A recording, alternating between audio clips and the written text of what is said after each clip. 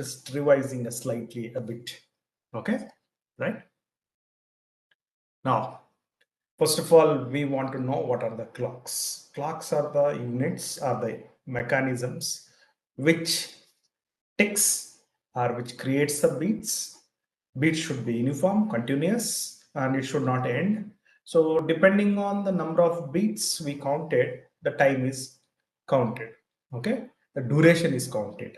So we can have mechanical clocks, right, based on some spring mechanism, or we can have electronic clocks, right, or we can have a pendulum clocks. Again, this is based on some spring system where the pendulum oscillates, and with every oscillation it puts a strain on the spring. So the moment the spring goes to the left, there is a strain, so spring induces resistive force. The spring goes this, the pendulum goes this way, and it keeps putting the same pressure forever. So here what you see is the spring constant, or the nature of the spring, is the key player. Unless the spring is very good, we would not be able to have a sustained beats. We would not be able to have a proper counts. Okay, right. Now, like I said, the mechanical clocks which were there, like a pendulum clock or any clock, if you say, which is manufactured by humans, they're all may undergo some wear and tear, and they have some lifetime because it's made by humans. So because of that, there is always chance we might go unsynchronized. If I use two clocks at 2 points, so they're supposed to have same synchronized, same time saying, but it will not because of human made devices. So that constraint could be eliminated by using atomic clocks. So they may come to rescue. How the atomic clocks will work, because they are naturally existing, right? And they don't have a wear and tear, and they are stable. Okay. And one more thing, they're identical. That's very, very important. So that is the where we can use atoms to realize clocks. How are you going? I'm going to realize clocks. Atoms are known for giving oscillations. The electron, if I just take a ground state, and it will go to the excited state, and then it will come back, right? So when it comes back, it makes one complete round. Okay, that is what I was showing you here at the bottom. There is absorption, there is a spontaneous emission, and then I can make it absorption again, and then spontaneous emission. In this way, it makes the beats. If I just check 100 atoms out of 100, how many goes absorbed photons, how many comes back? If I had to find, I have to send in photons. Let's say I have 100 atoms, I send 100 photons. There is no guarantee all the 100 atoms would absorb unless there is a resonance between applied field and the atoms which are chosen. So resonance is the key. One should have a resonance. Okay. And I could find if the field is completely become resonant with all the atoms, let's say ideally, in that case, all the atoms got all the atoms have done one beat at least. So they all come into the sync with the light. So they will be doing complete oscillations. So out of 100 atoms, how many I was able to put into the sync? Okay, that is actually happens in time. Okay, so if I just take a bunch of atoms and then put a resonant light, and I can just wait, each atom get into sync, another atom get into sync. So in that way, they're consuming the time. Depending on how many are beating, I can count or can measure time in terms of their beats, in terms of the atoms which came into the sync or which came into resonance with the light source. Okay, so simple classical example I gave at the bottom. What is the resonance for you? It's just the swing in the playground. Unless you don't push something while it is coming back in sync, then you will not sustain oscillations. It might stop. So if you do it in sync, it might do very good oscillations, long oscillations. Okay. Now, the next question. What ticks in atomic clock, and how are you going to count? time. So just now I said the number of atoms come into the resonance are that our number of atoms are doing oscillations in sync with the incident light when the incident light is in resonance. That is the thing which allows me to do the counting. Okay. Now, what is the best atom which can allow me to do the sustained beats or sustained oscillations or sustained resonances with the combination of atoms? Okay, what is the best? So people started using various, but they came to the one which is cesium atomic clock, which has a mass number 133, 55 electrons and 55 protons it has. Okay, and remaining 70 odd plus it has neutrons. Okay, so if I keep adding the number of neutrons, what happens? I am going to create an isotope. Okay, so forget about the isotope as of now. Let's say take the cesium 133. Okay, so that is 133 stands for nucleons, protons plus neutrons. If I just take that, and back then in 1967, people used it, okay, to measure 1 unit of second. So they just showed in 1 second what we are having right now. That is, let's say, that moment I take duration I take to flip my eye and close and open my eye, in that time I would see 9 into 10 to the power of 9 cycles of standard cesium 133 transitions. Okay, so that many coming into that resonance. Okay, so that is a fixed unit. It doesn't matter where you perform the experiment, it is always the same. So in that way, what I'll do, I just use that as a standard unit, and everything else I just describe in terms of it. 1 second, if I just succeeded in defining, which is stable, and then later other things like a minute and hour, and then days, and then weeks, and then months, and then years, that becomes expressed in terms of a second. Okay, right? So before this 1967, people were using Earth orbit to define a time unit. Okay, so they thought it is fixed, so Earth would rotate with the same angular frequency or angular velocity, and it will take same amount of time to do one rotation about the sun. That is what the impression back then. But if you observe in the last 50 to 100 years, there is at least some minute change in the duration or the speed of the Earth. Okay, so that means if I rely on it, there is a chance I might lose the synchronization. Let's say I synchronize two clocks, but now based on this time unit. Okay, right? So I might go out of sync in another clock with this clock because of this the wrong unstable time period which I have chosen to define a time unit. Okay, so but after 1967 it has become standard. The 1 second is defined using cesium 133. Here you see this clock is so good, its stability wise. It just does 2 parts in 10 to the power of 14. Only you can not rely. Other than that, everything is pakka. Means you might lose 1 second in 14 into 10 to the power of 5 years. That's so long. Okay, right? So this is so big, the duration wise. So people thought, why are people going for a better and better clocks? Okay, so this better and better clocks would be needing when you just let's say GPS case, you have to exactly locate using a satellite the location of the vehicle based on the GPS. So unless the location of the device which is sending its GPS location to the satellite, the clock in that mobile and the clock in the satellite, unless they don't sync perfectly, you would not exactly locate. So depending on you go further and further, even the slightest change in the mismatch, slightest mismatch going to do a lot of difference. So that's why people are going for more further and further accurate clocks. Okay.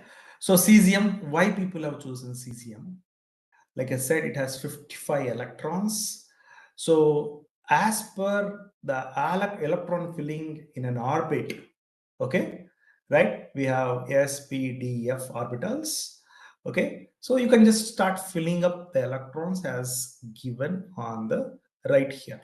Okay, and so first orbit you should fill 2 electrons, second orbit certain number of electrons, okay, and so on. Even number of electrons you would be filling up, or the naturally it exists of, and then there is one electron which is left. It will go to the valence shell at the outermost. Okay, now yesterday I was talking about this. The outermost electron is existing in the magnetic field produced by all the electrons which are there inside. But the problem there is, if you just take any electrons which are there paired in each orbit, they are paired in opposite fashion. Okay, so always electrons would pair opposite way in the orbit. So one is up spin, other one is down spin. They always pair in that way. The effect of this one magnetic field wise verified by effect of this one, the left one. So because of that, there will be no magnetic field effect due to any of the electrons which are there within the valence orbit. Okay, they are actually nullifying each other because they're equal number, even numbers are there. But when it comes to the nucleus, which is there all the way in the inside of the atom, that is very peculiar thing. It's large, by the way. It has a very large spin also, 7 by 2, the magnitude wise.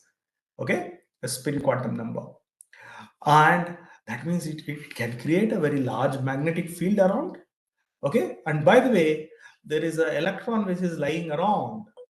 Okay, so that electron would act like a small compass, and this acts like a large magnet. Because of that, what happens, the magnetic field coming from here, right, induces some effect on the small compass.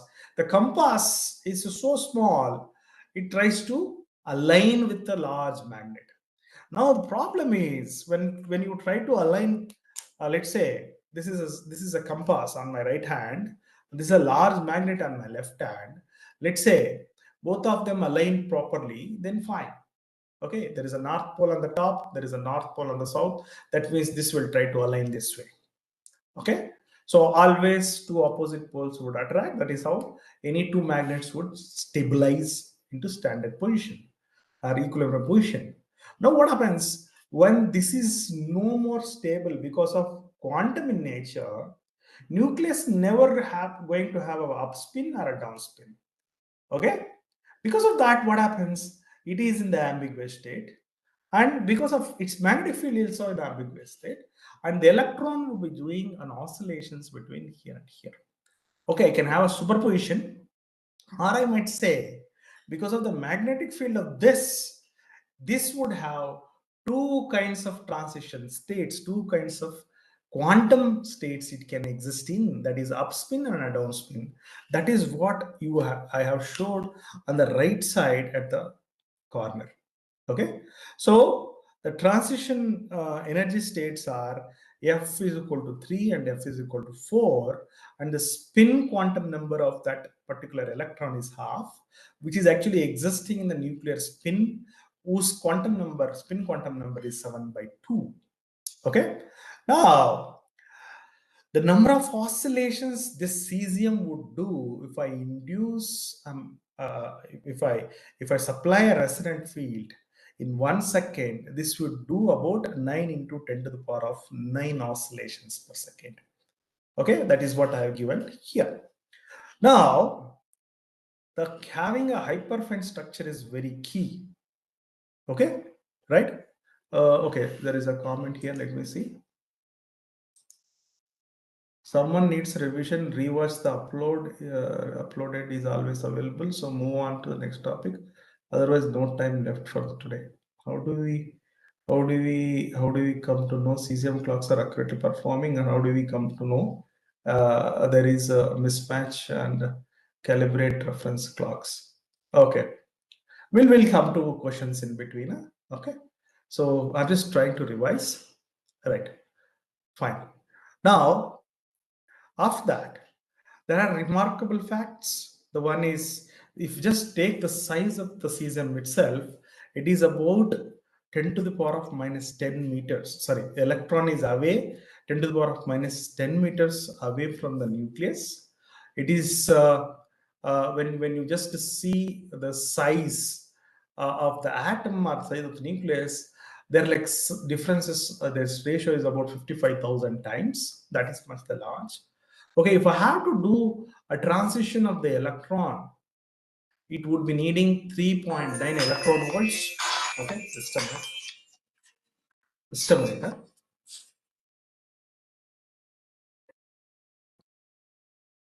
Sir. Sir, good afternoon, sir. Yeah.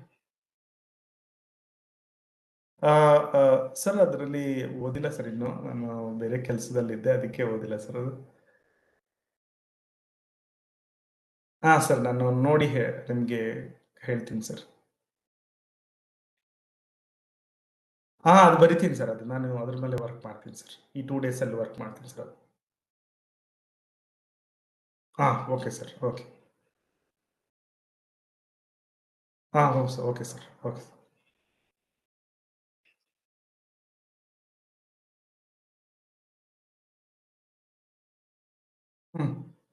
Okay sir, okay sir. Yes sir, ನೋಡಿದೆ sir ಅದು. Yes sir, yes sir, yes sir, yes sir, yes sir, yes sir, yes sir, yes sir, ಮಾಡ್ತೀನಿ sir. Okay, thank you sir, thank you. Yes sir, yes sir, ಮಾಡ್ತೀನಿ sir. Yes sir, yes sir, ಮಾಡ್ತೀನಿ sir.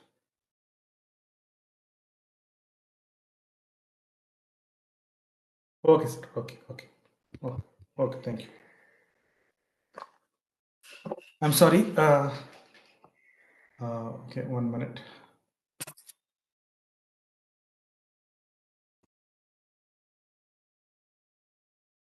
Just a minute. Okay, I'm sorry. I should have muted. I did not mute. I'm sorry. Yeah. Okay, then we can just start. Okay.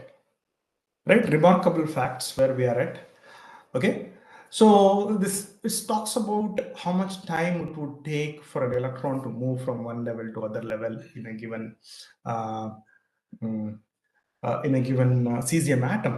Okay, and when it comes to electron transition within the hyperfine level, it just needs 0.04 electron volt. Okay, right? So moreover, these electron clocks which we are working, somebody is going to work, which would be around 100 degrees Celsius. Okay, they're, by the way, a bit rigid. It's too hot to be said, but it is workable at that range. Okay, and apart from cesium, people are also working with rubidium. Okay, so the accuracy wise, they would like 1 part in 10 to the power of 12 parts. It might go out of order and the error wise.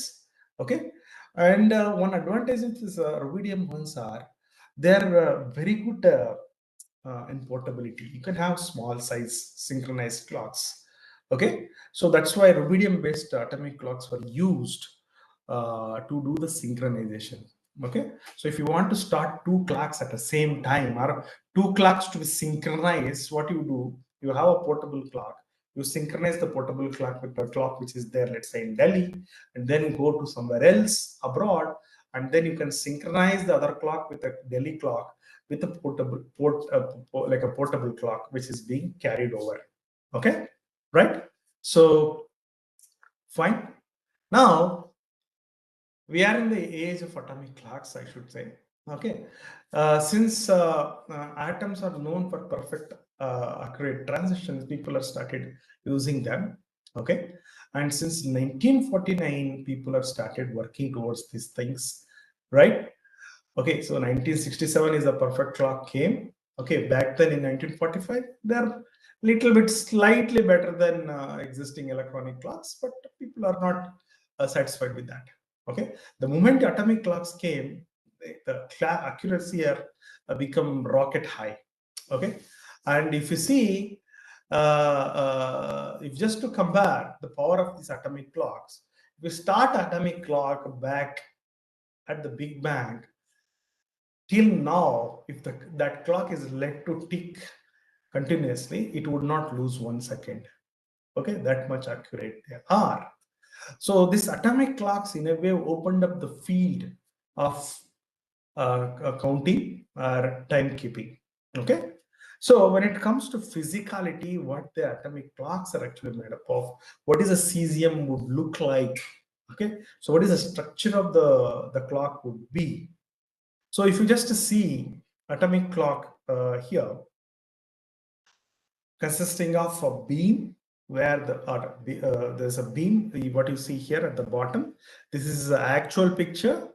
So within a beam, cesium atoms were put and they were launched from one side to other side. And what are the cesium atoms would usually look like? They look like silverish gold or discolored atoms, very, very hyperactive. They ignite when you put in water or ping it out. So you have to be very, very careful in handling them. But despite this kind of defects, I would not say defects, the constraints, they are very good in creating hyperfine splitting for the outermost electron. That is the key people have chosen for these things. Okay, right? So the NIST, see this US NIST, they started defining what is the second, and they were like the persons to go for defining and keeping the timekeeping more accurate.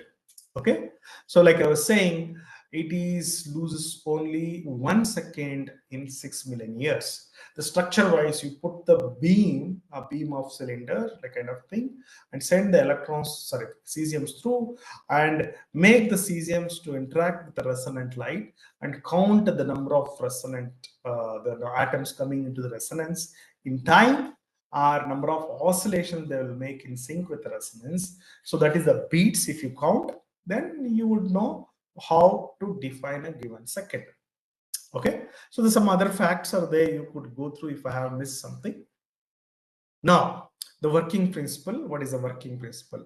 Very simple. Nucleus induces the flip up and flip down states for a given electron, what you see here, right?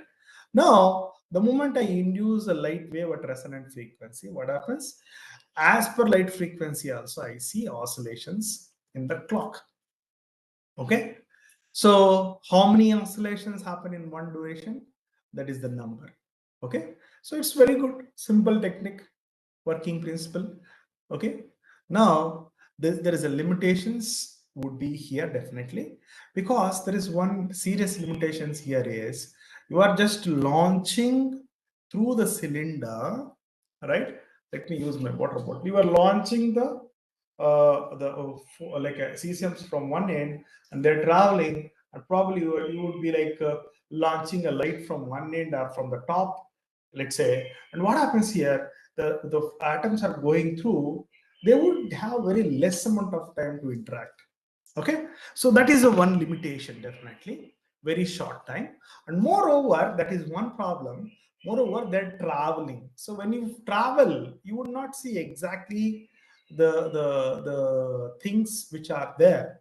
For example, you are just sitting somewhere on a road somewhere, or you are just standing. Let's say there is an ambulance crosses by, right? When it is close by, you would hear a huge sound. As it recedes, you would listen, like you would listen reduced energy. Okay, and that is what even happens in the case of red shift and blue shift. When, let's say, a light is receding away from us, it is said a red shift. When light is coming towards us, it is a blue shift. Okay, so this is happens because the traveling of the object or the source with respect to the detector is very close to the light frequency. That is where we see all the relative effects would come, relativity effects. Here also that Doppler shift would come, the change in the its electrons or cesium atoms supposed to feel certain amount of frequency of the incident light or the source light. Because of their motion, they would not see the same. That is because of that, what happens, there is always error. Let's say I'm supposed to, let's say 10,000 of atoms of cesium supposed to get in sync in, let's say, in particular duration of second, particular duration of a time, not 10,000, I would say 10,002 or 10,000, less than 2, 3, less than 10,000 would happen. Okay. So because of that, what happens, I might lead into the wrong conclusion. So that is the limitations, right? And in 2023, however, NIST unveiled a prototype of compact version with the size of postage stamp. Okay. And why it went for a postage stamp? Because the atomic clocks or beam clocks, whatever I was showing are in the previous picture, right? So they are actually huge, right? And they consume a lot of power, about 50 watt of power. Okay, right? So that is the problem. They don't want to lose a lot of resources energy wise, so they want to go for a smaller one, right? That is also one of the limitation. And people are working towards improvising these things. Okay, so atomic beam clocks did not even just started, they actually triggered an industry of atomic clocks. Why I'm saying, because okay, they helped the early GPS satellite timekeeping. Okay, so GPS is very crucial thing for relocating anything, and with that they want to make it cheaper and smaller alternatives. Okay, that's why people, all the industry, the clock industry, were looking for that. And for example, there are other areas like precise timekeeping would be needed, like a stock exchange and telecommunications. Okay, internet data centers, and they all rely on this optical communication as a regular communication. They want to keep everything in sync, so people were purchasing a better clocks to keep in sync, right? Okay, so in 1956 there is a atomic clock called Omicron, right? It's cost about $50,000, right? So with that was launched. It's a commercial atomic clock people can purchase. And few years later, okay, Hewlett Packard developed a more compact cesium beam clock that provided far more successful, which still remaining in the production, right? Okay, so voice is not clear. Okay, just a minute, quickly check. Somebody tell me, is, oh, it's crystal clear, sir. Yeah, thank you. I think it is clear, sir. The person may please check at your end. Here Yeah, there is no issue, right? If yeah, there is anything, please check at your end. Right. Thank yeah. you. Sir, you may continue. Yes, thank you so much. Yeah, so this, like I was saying, there's the industry being ticked off just like clocks are ticking off. Okay, so next, like there are limitations with the beam clock. Number one is Doppler shift. Number two is less interaction time. Number three is the huge power consumers. So people want to cut short all these things. So they went for a different configuration. It's called a fountain clock. Probably you might think same beam, whatever is there, just put it straight and reduce the size. Okay, so these clocks are hybrid versions, right? So they're actually fragile little bit compared to the previous predecessors, but they're very good in timekeeping. Perfect. If you take care of them, they will do a better job. Okay, so this the clocks today for timekeeping, all right, realize official second are from the cesium fountain clocks. Okay, right? So these clocks takes advantage of this design what is being I was explaining earlier, right? And then you execute the oscillations very fast compared to the previous scenario, right? The beats may be fast, okay, and it's stable beats you'll get, right? And in that way I can precisely keep the time duration within certain number of oscillations. Whatever limitations were there previously for the beam clock, they were all overcome by these ones, okay. If you just switch on them in 10,000, like the accuracy wise, it would run for a very, very long time without losing anything, okay, right? So one of the see what happens from the bottom, what people do, the atoms were like given in the form of stream, and from the bottom itself probably the light is put so that the light would interact. Not just one beam here, people put this beams from all over in all the directions, okay. So this is how you can ensure there is a very good interaction, right? So, and also there is a microwaves being used in this case, okay, to be in resonant with the atoms, okay, right? Now, okay, so the let's go after the beam clock. Fountain clocks are revolutionary, okay. After this I have to go to this, yeah, revolutionary design. Okay, so there is a fountain clock in Paris. It's called a Sirte. It's very good. Okay, and since it is slightly expensive, there are only 30 all over the world, and only 10 countries have them. Right? Okay, and people are even looked at laser-cooled sodium-based atomic clocks, apart from cesium and rubidium, right? And despite being the clocks, most fountain clocks do not run per 24 hours. They're purely only used for synchronizing regular clocks, right? If you want to synchronize at two places, you just start this one and then synchronize, and then to some other place you synchronize with the other one, maybe by portable or some other technique. So that's the main purpose of it. So when I say atomic clock, it doesn't mean it will run forever. They will not switch on and they will not stop for the eternal ever. Okay.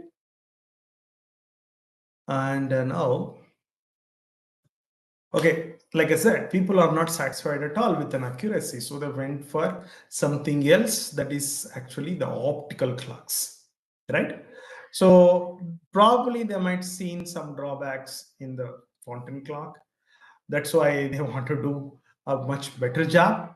Okay, so the optical light-based clocks were chosen, right? So these were why they were chosen, because they're hyper accurate, produced they hyper okay, and they want even steadier and more precise ones, right? So they explored various kinds of atoms treated with the light optically. They started working on what is the best choice, right? Okay, so and also they are thinking an option of cool the atoms to a very low level energy wise. So that is called a laser cooling, and using the lasers they were able to cool, okay, and they want to work at the visible light in the optical clock case.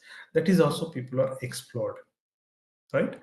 Okay, so what you see here is on the right you see a lot of microwave cables and optical cables and microwave setups. It's basically electronics electronics research lab, optics plus electronics research lab. Okay, so this is actually called optical lattice clock. Fine. And we'll come to that. What is the optical lattice clock? This is how optical clocks would look like. That is where I just taken this picture from the NIST website. Okay, So basically these clocks were meant to work at a visible spectrum. Okay, let's say from red light to blue light. So these optical clocks would be needing an atoms which are resonant with the optical frequencies. So the early optical clocks were used hydrogen, calcium, mercury. Okay. Over time, even aluminum and strontium and the yttrium, okay, they actually been used and they thought they're a better job when it comes to timekeeping. Okay, fine.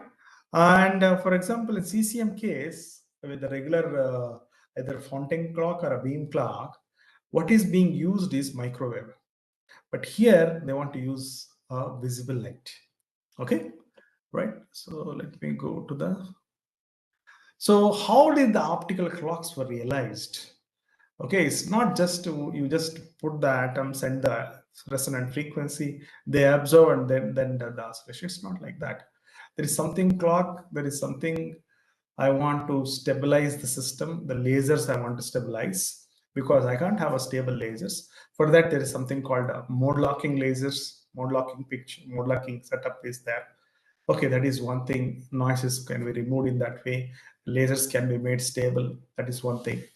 Okay, and I want all the atoms which were taken also coming to the picture properly. Okay, so to just ensure everything, people not satisfied with the mode locking, so they look for something called frequency combs. You see on the right. Okay, right. So this is basically combination of many beams, light beams together. Okay, which allows the system to create some kind of a channels where light would exist, right? So this is actually frequency comb. So I have a definition here. I think and using this frequency comb, what we can do, you can count the oscillations perfectly. When it comes to counting, we are counting crest and trough of a given frequency oscillations, resonant frequency oscillations of the cesium atom earlier. Same thing we have to do it here. But when you go for a different setup here with the optical light, it is not that easy to count. So people came up with this multiple beam created frequency combs. They are like the converter. Whatever oscillations were there, they nicely converted them into the required number of beatings. Okay. So on the top, what you see is a collection of beams creates a comb effect. Okay. Right. So let me go right, just to try to understand what exactly this atomic frequency groups are. Okay, so if you see here, there is a large gear wheel is there. To that, there are small gear wheels were connected. Okay, this is the best picture I think I have taken from this source itself. Okay, and let's say I want to convert the microwave to optical, which suits for the scenario what I have for the clocks. Okay, so I will put the microwave frequency to this block wheel. Okay, so that block wheel induces some rotation for this large flywheel, large gear wheel, and depending on the motion, this all the small wheels. You see there is a size and the radiuses are all different. So they rotate and they will give a frequency or the wavelength depending on how they are rotating. Okay, so microwave could be converted into a various frequency combs by this setup. Okay, many waves would be there from just with the microwave, right? So there is another way also. Let's say I don't want conversion from micro to optical. I just want one optical to other optical. Let's say I on the here I have there is a red color light should go and come out as a pink color light. Okay, so I'll just connect the frequency or the rotation of that red wavelength to this wheel. Okay, so that would rotate, right? That would rotate, and I will only take the light out of the top wheel. I'll not bother about taking light from any of the wheel. Okay, this is how I can convert one kind of a frequency to other frequency, one color to other color. Now I want to, let's say, from micro frequency combed microwave, if I want to convert, I'll just connect all the small wheels to the required frequency. They are all together. We rotate the large wheel, and the large wheel is connected to this small microwave connected wheel. So that would send the light out in the microwave frequency. Okay, what I'm trying to say here is the way different collection of atoms, if they're oscillating, they all together would count and give me the output in terms of microwave. It's all about counting. Okay, even though there are different surroundings, because of Doppler shift and all, if there is a change, that is being taken care and they are like averaged out, and I'll get actual information out of it. So this is the entire setup is something kind of a frequency group. Okay, and this actually led a path for better optical clocks with a better accuracy. Okay, and then not just a neutral atom, people even thought about using trapped ion clocks. Okay, so there's a lots of text information here is there just for this facts you want to know. And let me show you quickly what is this uh, trapped ion clock. Okay, so basically you have multiple laser beams coming together. They are going to create certain locations where there is energy is absolutely low, right? There's a stable equilibrium point. So it's like we are going to drill a hole in a surface, right? If you just roll a marble, and wherever the hole marble can go and just sit in that holes, right? Okay, so that is a possibility. And with the drilling holes are done with the various laser sources. So in that way, what I'm going to do, I'm going to create the locations where atoms can go or ions can go and reside. If I use electromagnetic waves, so I'm creating ion trapping holes, right? So once I trap them, first stage, next stage I can suck the energy out of them and make them cool it up, and then I can ensure all sorts of Doppler effect and other things which are going to create issues for me, all are removed. Okay, so that is what optical lattice clocks are, right? So that is about the idea how the atomic clocks were emerged and how it went on to reach this optical clocks, optical lattice clocks. So just to give a quick history, let me give 3000 BCE. Okay, so people are using this sundial based on the shadow of the light, right? So they were making what is they're just telling how much time it is passed from sunrise to till now. So they can't do it at the night because there is no sunlight. Okay, they can only do from sunrise to sunset. Okay, so this is what was the errors accuracy they have. 15 minutes per day they may lose if they use them. Next one is pendulum based, right? So 1 second per 2 hours you might lose. It is 1657 they came.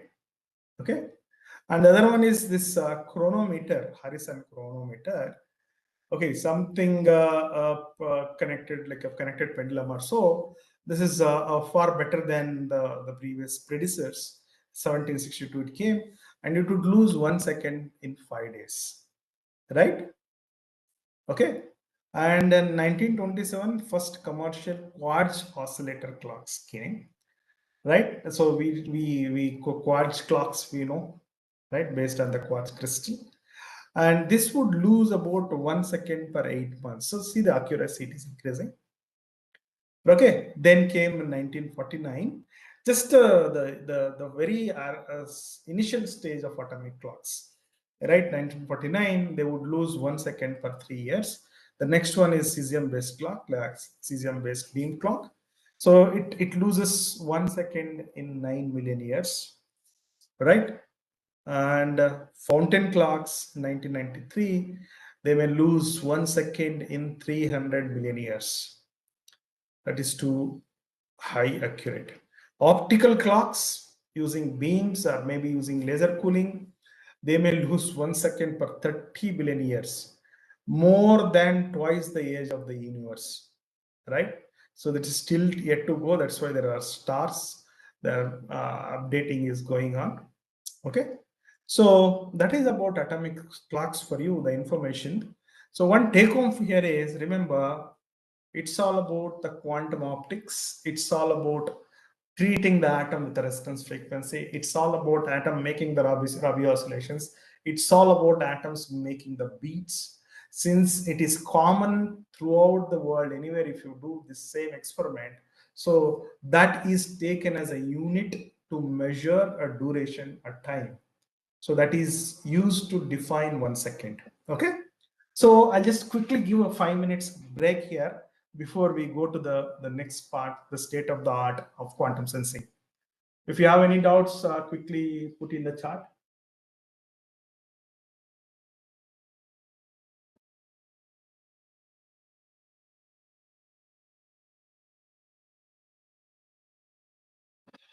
Laser cooling and trapping ion. Yes. So, okay.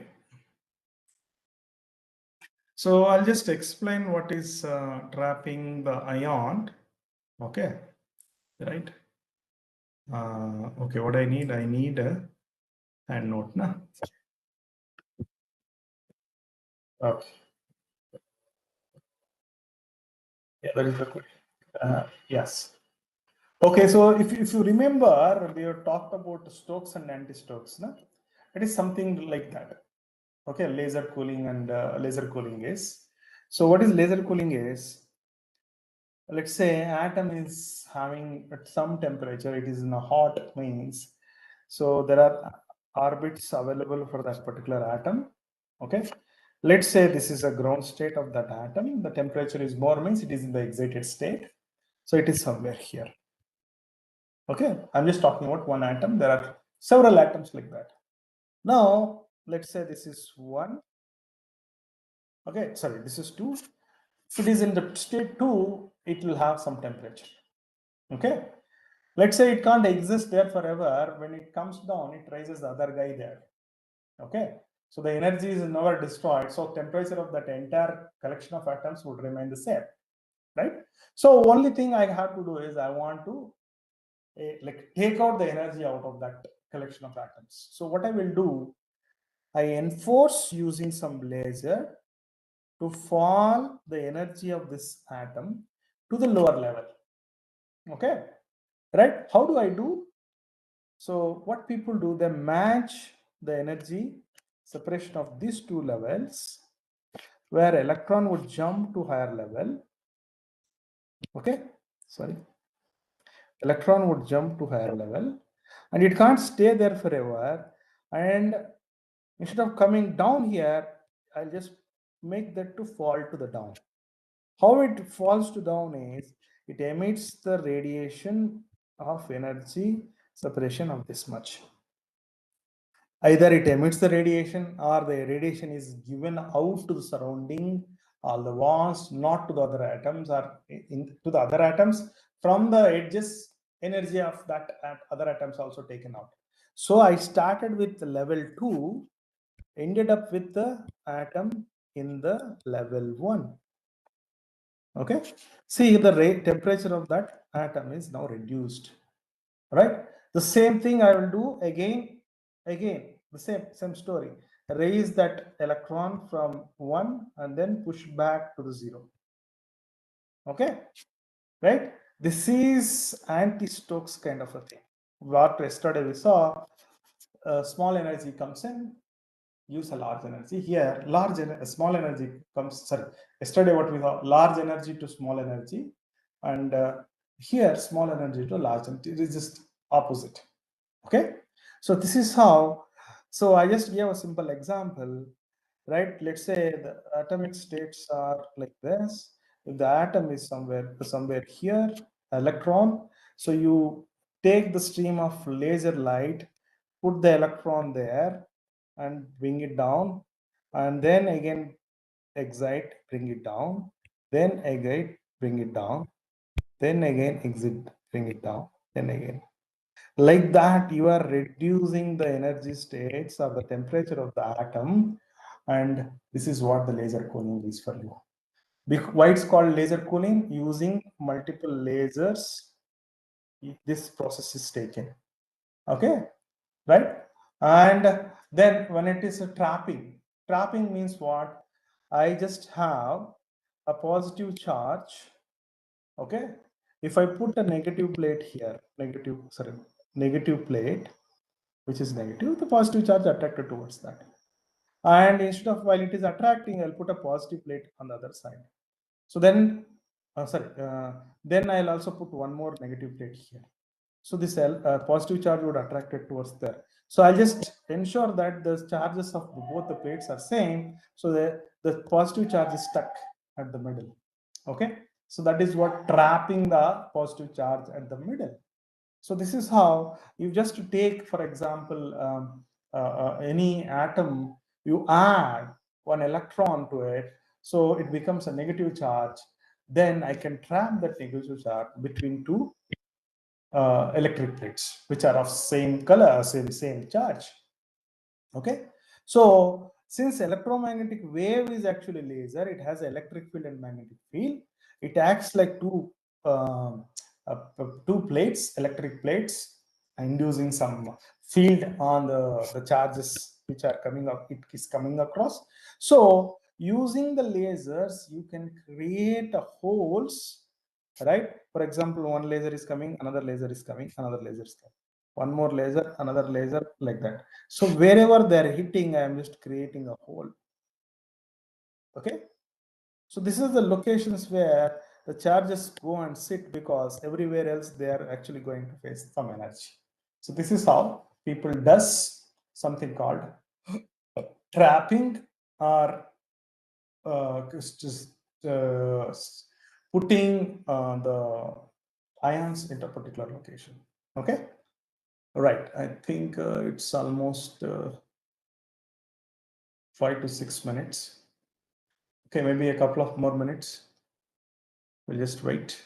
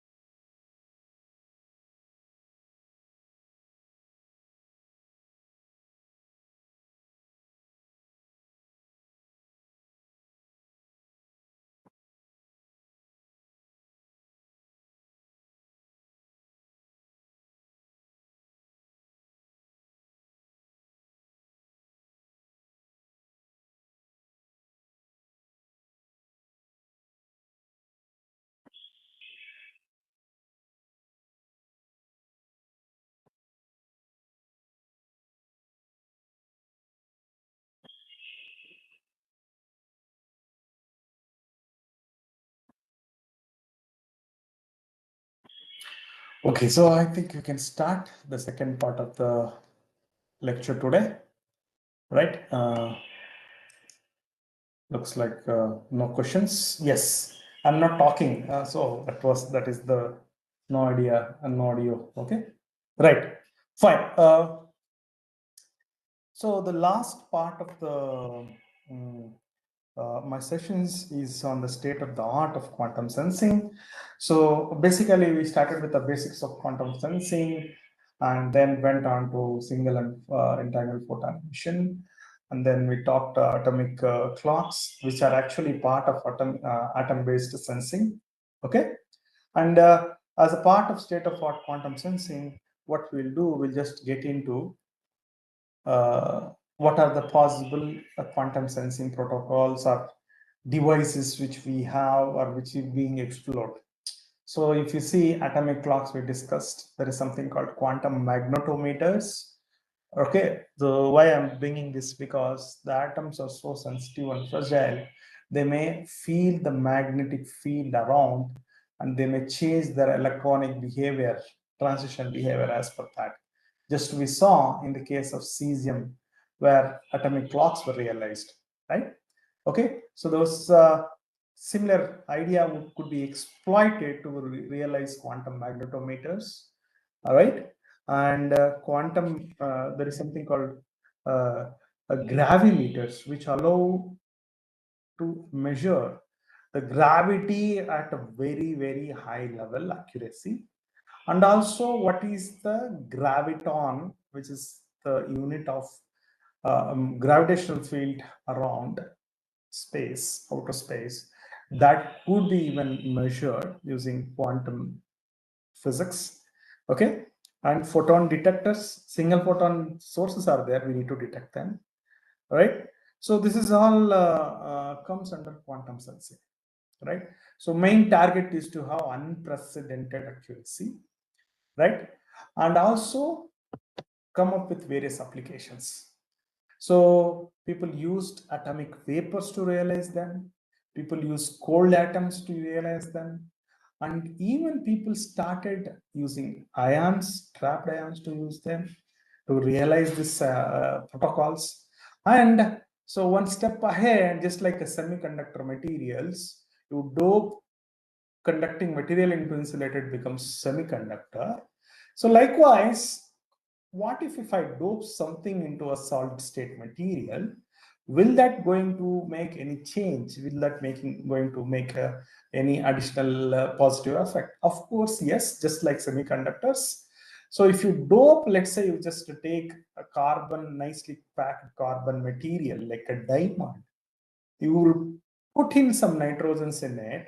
So around the nitrogen, the electronic structure becomes so interesting, you could realize some effect out of it. That is the nitrogen vacancy centers in the diamond. Okay, so this NV centers in the diamond, there is N. What is V? V is a vacant space. So to put the nitrogen inside, you might need to remove few carbons. So when you put a carbon nitrogen in, the nitrogen would go and sit in the carbon place. There are nearby place, there may be some carbons missing. One of them is left. So the nitrogen with the vacant location would create a dipole, that is a NV dipole, which is going to create a nice effects for realizing quantum sensing. So let's see what it is. Okay, so again, the don't mind the text is for your information. I won't repeating everything. Okay, so what people do when I say diamond NV center means, it's not the actual diamond, it's like a carbon structure, nicely packed carbon structure. Okay, right? Even you can expect the nitrogen as a dopant existing inside the diamond naturally also, because diamonds are made where? In volcanoes. The temperature was so high, the carbon atoms, the carbon is there everywhere, they would settle down into nice packed structure, just like a graphite or a graphene. And similarly, another nice packed structure is diamond. So they pack up, but while packing up, they may have some impurities also. With that impurity, what happens? Those crystals, what you see, this you see with a different color. And this carbon structure becomes so beautiful when you just nicely cut from all the directions. You send a light through one of the face, light would not come out because of the total internal reflection. Light would do rotations inside, and that is the one which gives me a glitter for the diamond. Okay, right? So people took that as an idea how to create, how diamonds are created in the volcanoes in the first place. Let's try to replicate that, the structure, and then put some dopants and just see what would be the electronic structure of that particular combination would be. Okay, so here if you see, right, so here if you see, first thing is you can just deposit a layer of carbon. So using a plasma enhanced chemical vapor deposition, it's called PECVD. Okay, first you deposit electrons or atoms of carbon, then you add a nitrogens into it. Okay, right? So while adding nitrogens will go and settle down if there is a vacant places, right? And then what you do is you just heat it, just like volcano does. Now when you heat it, right, when you just try to shake few things try to settle down. The heating is like that. So when you try to heat it, there are vacant spaces somewhere else would filled up, and another vacant space is filled up, new vacant space is created. Wherever there is a vacant space near the nitrogen dopant, they just create a bond. It creates a NV center dipole. So that would create something called NV vacancy, as a nitrogen vacancy. And this has a beautiful behavior electronically, which could be exploited to realize something called magnetic field measurement. Okay, so that is why the diamonds were chosen to realize the sensing effect. Okay, now how, what is this NV center's nature that in diamond would allow us to do a measurement, right? For example, if you just take the NV center structure, what you have here, nitrogen, and there is a vacant. Okay, now if you just put a microwave radiation onto this NV center, what is happening here is, just like you recall back in our atomic clocks, where because of the nucleus magnetic field, there is a splitting occurred for hyperfine splitting occurred for electronic spin states. Between the spin states, the electron would do oscillations. Similarly here, the magnetic field of this microwave would induce the hyperfine structures for the NV center transition. Okay, so when I create a NV center inside a diamond, it can exist in multiple forms. Okay, maybe I need to use a hand note. Okay, so I'll quickly use a hand note. So, right. So what I mean is, you just take a diamond, replace carbons and put a nitrogen there and put on a vacant space there. There is a dipole. So the NV center can exist in multiple forms depending on the electrons around nitrogen, and it may suck some electron out from the nearby places, and it can become nitrogen and V minus. Okay, that is a negative charge dipole. Dipole is neutral, by the way, but it can suck an electron and become negative. Okay, just a minute, guys. Somebody is saying no audio. Hello. Audio is fine, sir. Yeah. Please It's check. very misleading sometimes. Go ahead. Please go ahead. Yeah. Okay. So yeah, and NV can exist as a negative. NV can just keep quiet and exist as NV0. Right? NV can lose energy and become NV positive. Okay. Right. So this electronic, see, when I talk about electron, it has electronic orbits where it can jump. Even the dipole has its own orbit where it can excite to different orbits. Okay, so even NV can have orbits where it can jump. What is happening with this NV center is, okay, right? So it's supposed to have just particular two levels. From 0 to 1, it should supposed to jump. Let's say take NV minus. Okay, it's supposed to jump. Because of the microwaves you are just supplying, right? What happens? Microwave means it has an electromagnetic wave. Because of that, the magnetic field is induced. Magnetic field is acting on this electron state, and this bottom ground state would split into 3. Okay, where it is called triplet. Right? So magnetic moment of this triplet would be ms is 0, ms is -1, ms is +1 for the ground triplet. Similarly, the excited state also breaks into 3. Okay, that is also there. ms is equal to -1, ms is equal to 0, ms is equal to 1. This is a magnetic quantum number which is connected to the spin. Okay, so the ground state and excited states are splitting because of the external magnetic field. So this is actually Zeeman external magnetic field. It's a Zeeman splitting, Zeeman shift. Okay, if I apply electric field, then also it will shift. That time it is a Stark shift.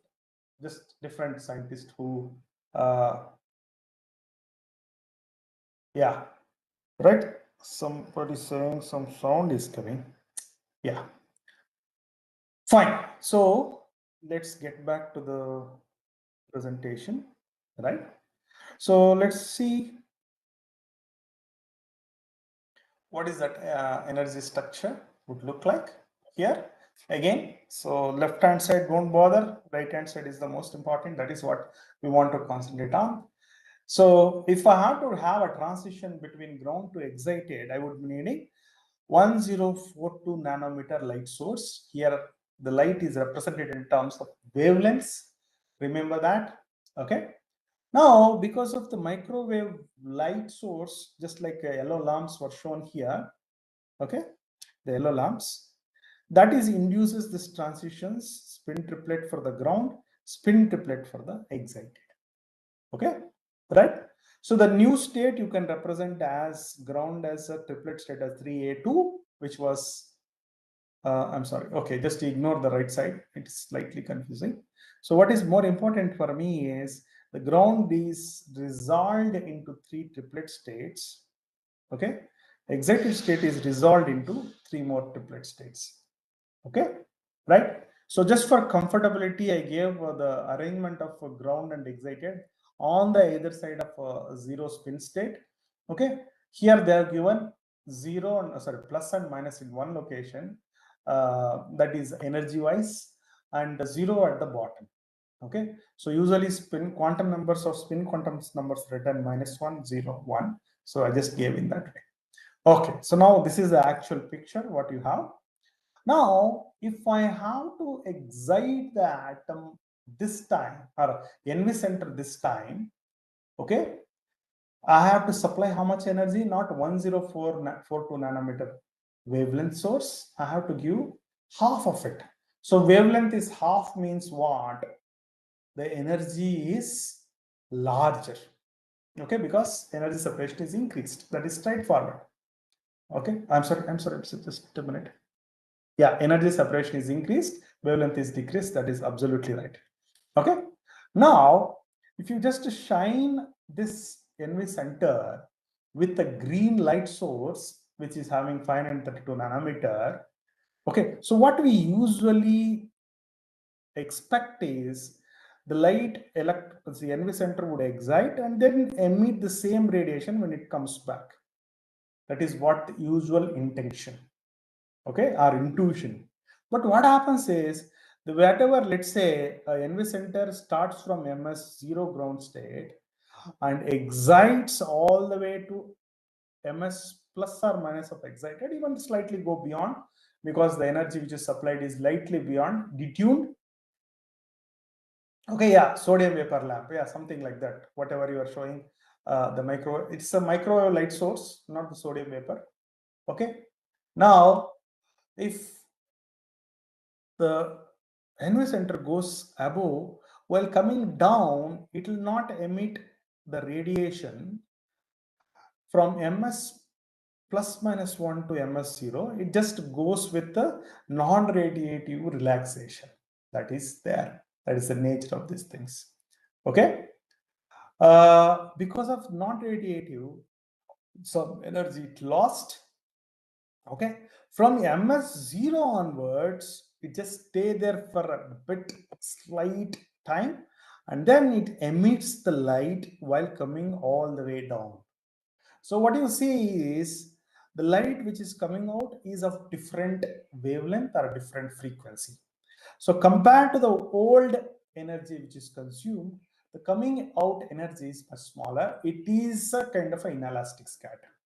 Okay, now NV has three kinds of states: NV0, NV minus 1, NV plus 1, right? So NV0 would exist in one of the forms of the ground triplet states. NV minus exists in one form, NV plus exists in another form. The one which is giving a thick red light is NV minus, and the one which is giving a faint light, which is starting from ms, probably ms minus, it will go all the way up with the same light source.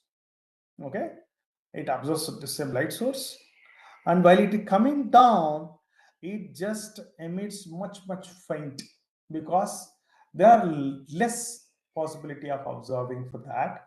So NV zeros are not that interactive with respect to the green light. They don't bother, they just keep quiet. Okay, or what they do, they absorb the same light, emit the same light. So what is the interesting states of NV here?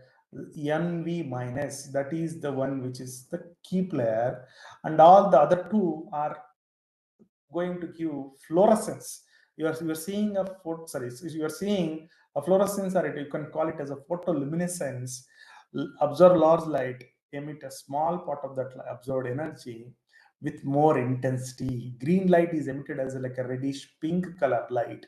So what it is telling me is the NV center is existing in the NV minus form. When we will see the NV minus form? We see the NV minus form when there is an external magnetic field. So people took this idea, can we use this idea to measure a magnetic field? How much red light I am getting, depending on the number of photons of red light coming out, I can just find how many NV centers are, NV minus are coming and interacting with the green light. That means how many were affected by the magnetic field. How many were affected by the magnetic field would give the strength of the magnetic field. Okay, they're so tiny, so small, so accurate, they can measure a very minute magnetic field also. For example, the magnetic field coming from a tiny a biological tissue also could be measured with this kind of NV centers. Okay, that is the idea. Right, so coming back to our basics, always we check with the basics, right? We started back then, any quantum system you are going to talk about which is based on mathematics. So what is that mathematics? I'll write a system Hamiltonian, and I'll find what are the eigenstates of the Hamiltonian. The eigenstates would describe what is the system, how the system would execute, execute to exist in some different states, in what energy it exists in. We have an NV center here. I can write NV center ground state. I take, there are two parts, just take a ground state, right? Excited state would not exist until I supply some energy, right? Okay, so let's say I just take a ground state and I have a microwave here. Okay, in that case, there is an interaction is there. How do I write the ground state Hamiltonian? Okay, so if you recall back, Hamiltonian has internal Hamiltonian, interaction Hamiltonian. If I am doing some control mechanism, I have a control Hamiltonian. Let's say I don't have a control here. I have only internal Hamiltonian plus some external field, that is electromagnetic field I have. Because of the microwave, I will be having the Hamiltonian looking like this. Okay, you might see this very lengthy Hamiltonian. Don't get panic. It's very simple. What it has is, okay, so there is a spin states, a spin Sx, Sy, Sz. They're like a Pauli matrices. Okay, Pauli X, Pauli Y, Pauli Z matrices, and there is a gamma. If you recall back, there is a coupling parameter which I defined, which tells me how much change the system would undergo when some external field is applied. Here, electric field, magnetic field applied. The gamma is telling how much the change in the transitions of this NV center could occur when one Gauss of magnetic field is applied. Okay, and there is a perpendicular and parallel components of the electric field.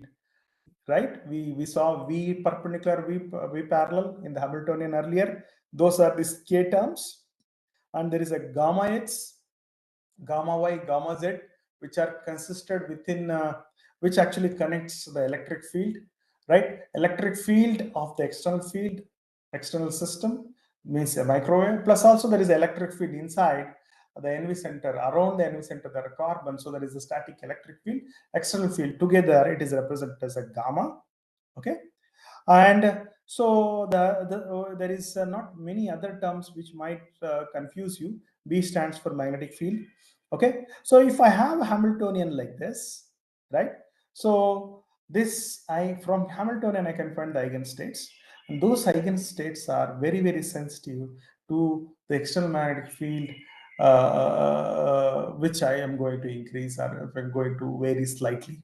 Okay, that you can see from the Hamiltonian, so eigen energies. Okay, right. So there are various protocols people proposed using this NV centers. The first one is, if you want to continuous wave, you just supply optical energy, and then you would see some resonance, and then you measure the resonance, whether the transition is happening from ms -1 to +1 state, from the ground to excited. Okay, so there you see there is a singlet ms -1 to ms +1 of the excited state it is happening. Okay, so here at the bottom, even without having any zero, there are oscillations can occur between two ground states. That is called dark state, zero point oscillations. Okay, so that there by default, right? The system can exist very close states always like that. Okay, so I can use a continuous wave light, optical wave light, for measuring a light source, magnetic field, and also I could use transverse spin relaxations. That is, I'm going to induce a change of NV center from all the way from ground to all the way to the top.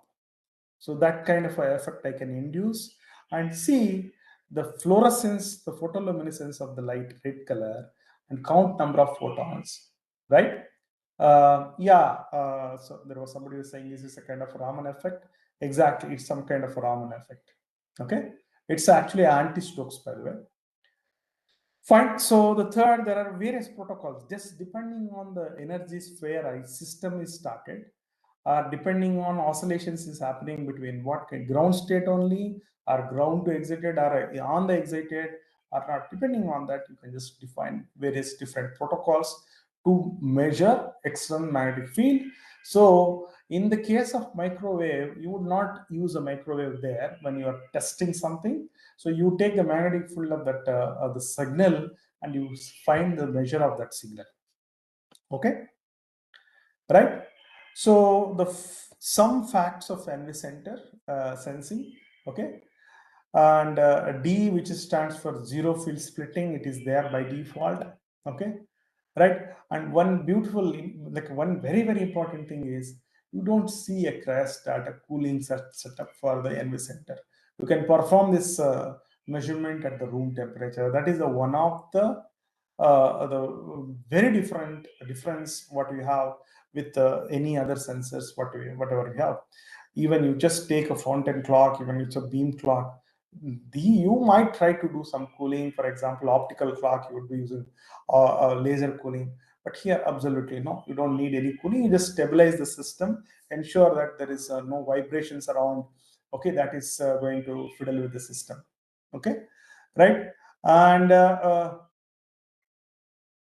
okay, and you can coherently manipulate these NV centers, right?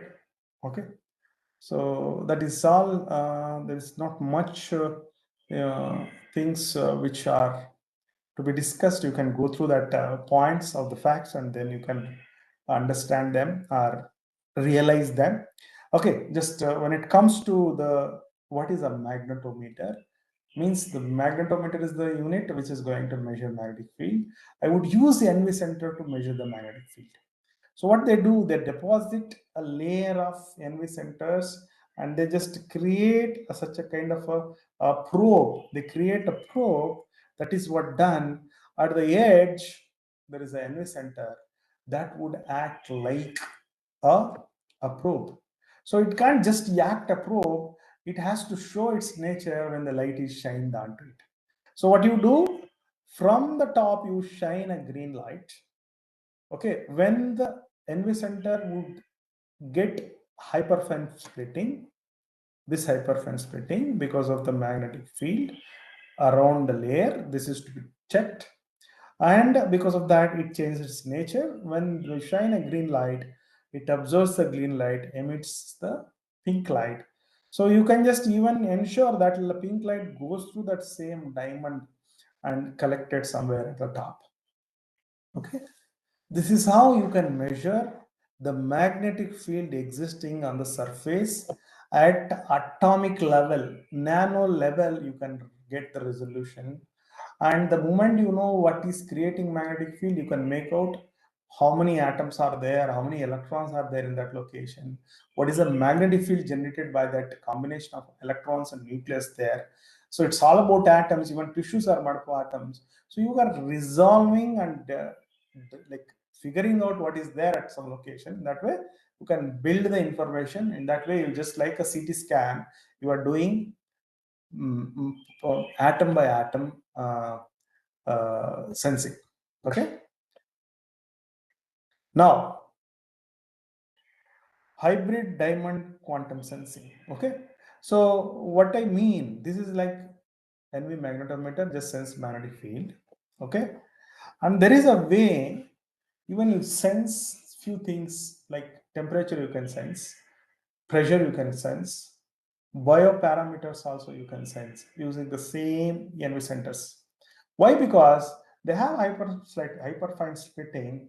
You just heat the device. Okay, that is going to fiddle with this NV center nature. The NV minus may become NV zero.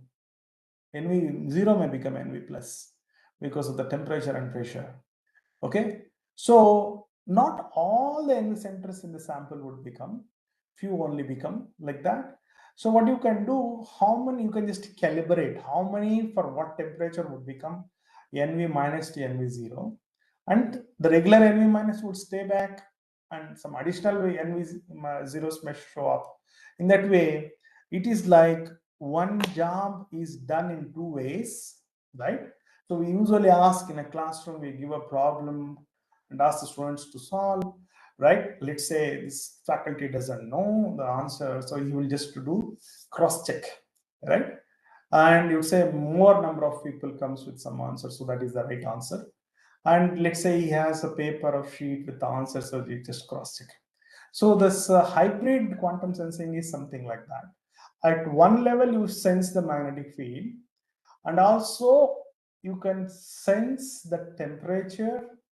Depending on the temperature, you can find what is the transitions happening, and you can use both the factors to accurately predict what is the magnetic field or accurately predict what is the temperature. So two protocols are combined and you create a hybrid mechanism. That is what the hybrid diamond quantum sensing is. Okay, so it is highly challenging to probe the temperature of a living systems in general, as strong lasers and strong microwave excitations are not recommended. So in that case, probably we might use hybrid systems, right? So in general, if I don't the accuracy of millikelvin temperature accuracy measurements would go down to K, 1 Kelvin, if I don't use a strong lasers. In that case, the NV center based hybrid sensors may come very, very handy. Okay, right? So, and also on the surface of the sample or in the sample, you want to measure something, right? So in that scenarios, you might choose hybrid ones, NV centers. So on the surface, you might go with a regular conventional one. If you want to go inside, you might go a little bit like you may heat and put the NV center inside and then just to see how the NV center behaves. Okay, right? So those are the hybrid ones. Let me see one example of the hybrid. I'm sorry. The one which is called hybrid diamond nanothermometry. Okay, it's a combination of regular NV magnetic field measurement technique or protocol. With that, you bring in the temperature measurements. So how it is done? There is something called a hybrid fluorescent nano diamonds were taken. Okay, so where magnetic nanoparticles were put inside. Okay, and with that, if you add something, the transitions are going to affect. So the transition frequency of the NV center, there was a spin in this nano diamond, depends sensitively on the magnetic moment of that extra nanoparticles you are going to add. So that is going to bring some difference. Okay, so that is what you see, temperature versus, okay, magnetization. What you see here with that nanoparticles, if you see, with increase in the temperature, you see no magnetization. Depending on how much magnetization, you can find the temperature. In that way, you can sense it. Okay. So the magnetic moment of this MNP decreases dramatically with the temperature. Obviously, any magnetization would dramatically would decrease with the temperature. So how much demagnetization is happened, that would relate it directly to the this magnetic temperature. Okay. Now there is a one more which adds a pressure sensing. Okay. So what is so different here is we can improve this accuracy by adding this extra pressure measuring protocol to the existing ones. Okay. So what is done is you just take a conventional NV center. On that, we're going to add a piezo magnetic film. Okay. So piezoelectric crystals, if you recall, they are like a crystals. They are like beautiful. They have a nice property. Just when you try to compress from the top to bottom, you create a magnetic electric field, or the layer, like it develops a potential difference in another axis. So you push from the top to bottom in side faces, you would create a potential difference. So that is what a piezoelectric crystal for you. It generates an electric field from mechanical pressure. Okay, it's like conversion of energy from one form to other form. If you have a piezomagnetic crystals or a magnetic film, it converts the pressure into the magnetic field. Now you do the other way around. If there is a magnetic field here, it is converted into the voltage. Okay, so it may converted into the pressure. So pressure is converted to magnetic field, or magnetic field could be converted to pressure. So you have a balance between them, and you just figure it out how the pressure measuring protocol could be added, and we'll have a hybrid diamond pressure sensor. So here at the right side, you see there is a green part that is actually a piezo magnetic crystal or a film, deposited film. Okay. So the simulations were shown at the bottom here, you see. Okay. The sensitivity for measuring the stress. Now I am measuring the stress or the force per area. Okay, up to femtonewtons. Sorry, femtonewtons. It can measure. Okay, under the ambient conditions. Okay, that is very good. Ambient means room temperature. Okay, so this is just opportunities one can have with hybrid ones. Okay, we can have temperature, pressure, and bioparameter and magnetic field sensing. Okay, with a bare one, see the accuracy, right? Okay, so with the bare one, you see accuracy. The moment if I go with additional effect of temperature addition or a pressure addition, you would see a very good improvement in the accuracy. You see one from 130 millikelvin to 11 millikelvin here. Okay, right? Same story applies for even other cases. You can just check that. Okay, so now quantum gravimetry. So basically, I want to measure something to do with the gravitation, the amount of gravity or acceleration due to gravity is being exerted at different locations, right? That is a field where one people are working. For example, why the glaciers would melt, okay, because of greenhouse effect, they're melting because there are some locations where there is more magnetic, probably magnetism or magnetic field is there, earth gravity is there. Because of that, it may be melting. So there they want to do accurate measurements. So that is the science where ideas of quantum physics is being used, and people came up with something called gravimetry. Okay, so it's simply based on how two objects get attracted as per the universal gravitation's law. Okay, so any two objects would have to be attracted. That is why we are attracted to the Earth center. Okay, now what is the principle of this optical gravimetry is, again, you just talk in terms of atoms, take a collection of atoms, cool down using a laser cooling. Okay, and then put them in a hollow cylinder and just drop them like a free fall. Okay, so once you just free fall, what you see is one kind of atoms all alike coming down. Then you just shine with the pulse of light so that some of them acts with the pulse of light and others don't. So you create a superposition there, a combination of different kinds of atoms. So what you are going to do, you are going to create a phase mismatch. Phases of few atoms is one, phases of other atoms is another one. So they are completely different kinds of two set of atoms. They're actually coming down. Okay.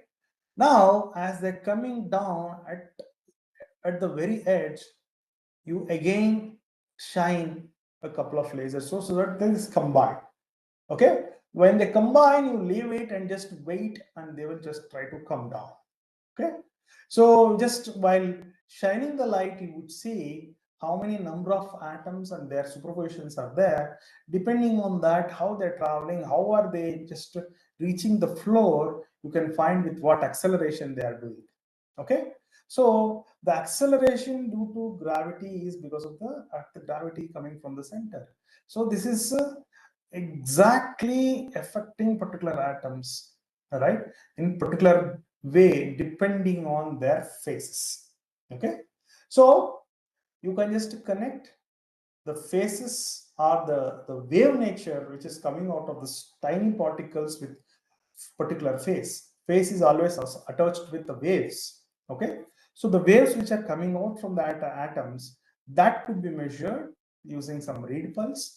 From there you can make out with what acceleration they're coming down, and what acceleration, if you know, they're actually activated by the G force. So that G force would be easily calculated. So that is the principle, just a simple free fall principle. Okay, so now what is this gravimetry devices would look like? This is again that CERTE one. Okay, how is it possible when there is no reconciliation between the quantum mechanics and the gravity? Oh yeah, so we are talking in terms of the single atoms. So single atoms means they have an electromagnetic wave or a wave nature, dual nature. Because of that, they have a wave nature. So the moment a wave nature is there, you are talking in terms of quantum physics. Okay, so that is the connection here. The superposition of the two different kinds of particles with a different wave nature are there. That is what shown with a different color here. Okay, so they are actually talked or they are figured out by the laser pulses specifically meant for particular color.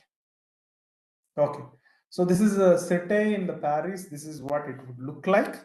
The gravimetry, it gives accuracy of Earth gravity up to the level of 10 to the power of -8. Okay, so okay, and this is the last one, the superconducting quantum interference device, SQUID sensors. So what are SQUID sensors? They're simple flux sensors. We saw the flux qubits very early stage of the sessions. What you have here is, this is a better figure. So on the right side, you have what you see here is nice superconducting ring is there. Okay, on the left side is connected and to the current terminal. On the right side again it's connected to terminal. So if I just connect a current, it has to go through a ring. Current is coming and divide and go one part here, one part there, and combine and then exit. So not just a ring, what people do at the middle, they cut and they put an insulator. So it becomes superconductor, insulator, superconductor. If you recall back, it is actually creating a Josephson junction, acts like an inductor. Okay, so there are two inductors. Then when you send a light from here, superconducting, when you cool the system to a millikelvin temperature, and also you add a magnetic field from the bottom. So in this scenario, what happens is the Cooper pairs were formed. The Cooper pair formed here would divide here and here, and they go through a particular half of the ring. They're so tiny, they're quantum in nature. At that level, they just pack up some phase along the way, because this guy is going from the right, this guy is going from the left. So they go with the different phases. When they come and meet at this point, okay, their wave natures would interact just like an interference, what we see in double slit experiment. Whatever interaction is happening, that is going to induce some change in the current coming out. So that current is actually dependent on the phases with which two ends are coming and meeting. Okay, so based on that phase mismatch or a phase difference, you would know how much magnetic field is being induced onto this loop. If there is no magnetic field, so Cooper pair just come and they meet just like a same thing and go out. Because of the magnetic field, you see the effect of the magnetic field on this side of the ring is different. Magnetic field effect on this side of the ring is different. Okay, right? So that is very, very crucial thing. Because of that, the phases are different for the electrons which are traveling here. Phases are, for this is travel. This electrons is different. The Cooper pairs is different. So you can just create dynamical equations describing the number of carriers of Cooper pairs going in this direction, going in this direction, and what phases they're acquiring as a 5152. And this is, it's a kind of a Hamiltonian based, from the Hamiltonian you can get a dynamical equations, right, from the Schrodinger equation basically, and you can solve them and get what is the overall current, which happen to be a function of magnetic field. Okay, so it is interestingly oscillatory thing. With a change in the magnetic field at any point, you can find what is the change in the current. Okay, so using that you can measure the magnetic field. So basically we are trying to measure magnetic field. Also you can try measure the electric field also. Okay, so you can measure what is the electric field at this end and this end, the potential difference. From there also you can make out what is the magnetic field or the magnetic field which is being inducing. Okay, so that is the SQUID for you. And the cutting edge applications of quantum sensors, atomic clocks, quantum magnetometry, gravimetry, optical sensors, and radars for the defense applications, you can realize with the quantum atomic clocks also. Okay, the fundamental research is very much into using quantum sensors. Okay, so the future trends are like AI driven quantum data analysis could be possible. Okay, And challenges, obviously, for any quantum system, decoherence is a challenge, scalability is a challenge, and you want to go miniaturizing smaller and smaller. That may not be possible because the qubit would come up with its own size. Okay, right? And stabilizing, again, calibration and stabilizing would be a thing, and we have to benchmark. Okay, so integration into the classical system depends on how you would integrate. So it's not that straightforward. And currently it's having limited commercial availability. All those are the challenges. Okay, so I would just stop here to have a quick questions if there are any. Okay, so this is about the state of the art of quantum sensing. So I did not cover the NMR based quantum sensing. It is just similar to the NV center thing, or Cesium based atomic clocks, where NMR means nuclear magnetic resonance. So you create oscillations of the nucleus with some external field. So that is what the nuclear magnetic resonance is. From there you can sense, or you can realize qubits also. So that is the part we did not touch. So why I did not touch? Because that is not asked to me, and I was asked to talk about basics of quantum sensing, basics of emission of single or the entangled photon, gravimetry I touched, atomic clocks I touched, and state of the art I touched. And there is something more, I think, yeah, it is there in the slides. Okay. G is constant, but what we are measuring is not exact value. Okay, right? And depending on the altitude, G would change, right? Acceleration due to its altitude would change. So I want to measure exactly what is the gravity at any given point. So there I need a more accurate setup. Okay, right? 9.8 is a constant, we say. There is recurring terms beyond 0.8. Okay, so that is the accuracy I'm just looking at. Okay, fine. Any questions? I'm supposed to stop at 3:50.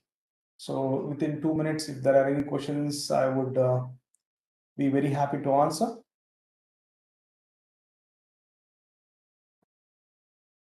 Okay, so looks like no questions. 350 people are there. Okay, there's can you please tell me about any possibilities of having quantum radars? Yeah, I think quantum sensing is being explored for the radars itself. Okay, so just a minute. So that is one of the, I think, futuristic proposal. I think where did I have seamless integration sensors? I think yes, it is there in the previous slide. Yeah, see here, quantum radar and security. So see, for example, the stealth, how are they doing is they are ensuring the rays which I am going to incident on the vehicle are not travel back. So they deviate into some other direction. So that is a problem. So radars work based on reflected radiation. Okay, right? So if you use quantum radiation or something related to quantum, there is a chance that I would, even something deviate, I could measure the undeviated part, or I could have something like an entangled pair of photons. One photon I will shine onto like a vehicle which is on the stealth. So the entangled photon go and hit it and deviate some other direction and takes some other quantum form, right? The one which I am having at the entangled part, it would go some change because of the entangled nature. So depending on what is the state of the atom photon which I have, I can make out what is the ships, the vehicles like a location. So it is actually entangled based sensing could be possible. AC and DC SQUID, sir. Okay. I think, yeah. So whatever we discussed is a kind of a DC, where there are two Josephson junctions are there. If you have single Josephson junction, that would be RF based one. So if you send this AC current, probably you would have DC SQUID. Okay, sorry, AC SQUID. Just a minute. Yeah, here. Okay, I'm sending a DC current, so I'll have a DC SQUID, right? Okay, and yeah, so I would recommend. See, this is just a brief I have to give. So if you are really interested in particular part, so you can get back in touch with me, or you can even check on the net. So there is a plenty of material around, and you can go through it. Okay, so I'm done. I think over to Dr. Pillai. Thank you so much for inviting me, for giving this wonderful sessions. I did learn a lot. Okay, so it's a very short time to cover a lot of syllabus, but I tried my very best. So depending on whatever material I've given, from there, definitely I would be very happy to clarify in detail more. What is the expected least count of quantum gravimetry? Okay, so there is a number I was showing earlier, right? 10 to the power of minus some number. So that is the here minus 8 meter per second square. That much would be the error. Okay. Beyond that significant figure. Okay. So, Pillai sir, please take over.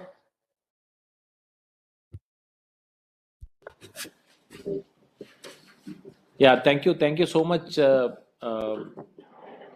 Ashwath, and for the 5 lectures, total 10 hours, you have delivered the content, and it's a joy that a lot of things could be covered, especially the handwritten style of teaching, where you have used the board and written most of the things and given as handwritten. Hopefully, we'll also get over a period of time. You said you will send the slide in the slide format, maybe in the LaTeX format.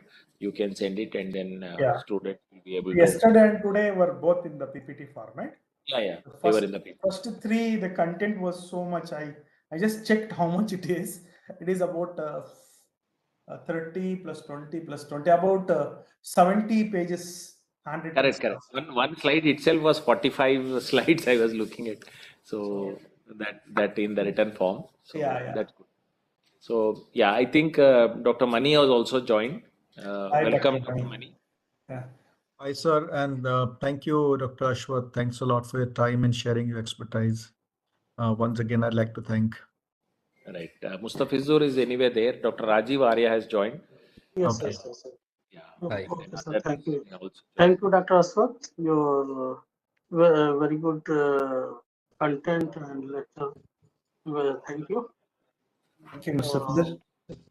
Thanks. Dr. Maipal has also joined. So we will have a very brief time. I'm hoping that some more CIs may join. I've invited them. Professor Vineet Sahula may join. So we will try to look at. We are sending a feedback sheet shortly. So after Mustafizur Rahman, Dr. Mustafizur Rahman takes his lecture on the advances in quantum technologies, we will try to do that. Give me a minute.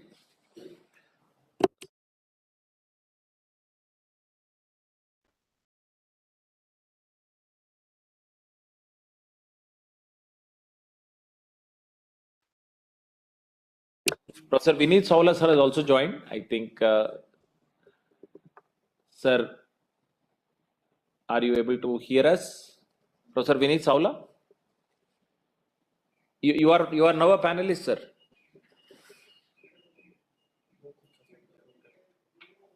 आप unmute कर देंगे तो साउला sir? Yeah, I think sir will. Yeah, sir has joined, right? Yeah. Good afternoon. So, good afternoon, Dr. Madhukar and Dr. Ashwath. Thanks a lot to both of you for taking such efforts and joining us. Thank you very much. Our IBM expert, the next session, Dr. Mustafizur Rahman is also there, sir. So, sir is also. Good afternoon, Professor Rahman. Yeah, And good afternoon, sir. thanks to you also. Please.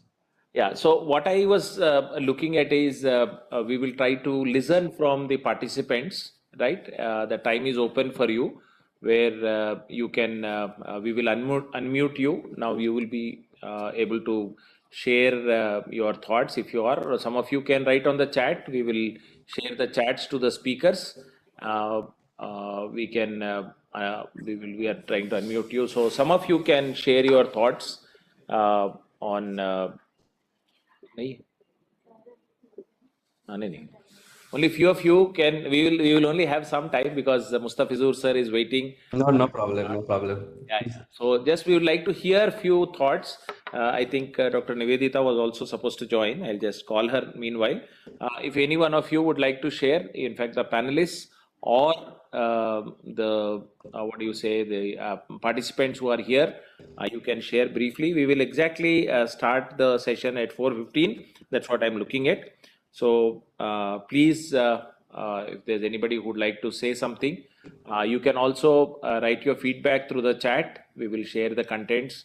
So I'm just requesting Dr. Nivedita to join, Ms. Nivedita to join.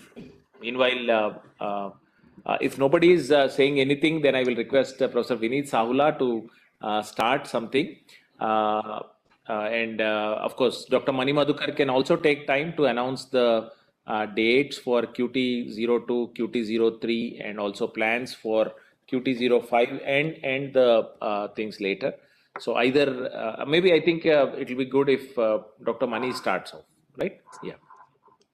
Thank you. Dr. Mani. Sure. Thank you, sir. And it's really an honor to be here. And actually, I would like to thank every participant, who has taken up this task onto themselves to, update and equip themselves with a quantum first India, right? The entire objective of this exercise is basically making India quantum first, right? And thank you for committing your time to this. It's really important that we have together, started to go on this long journey. It's a long journey, we just started. We are just around the corner with the QT01, right? And there is a long way to go ahead for all of us.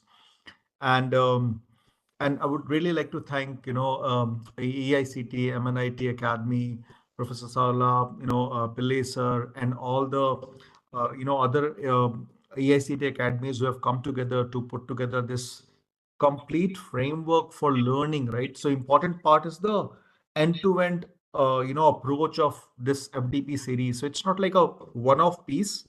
It basically starts from A and takes you to till Z, right? About this, covering this entire minor specialization, right?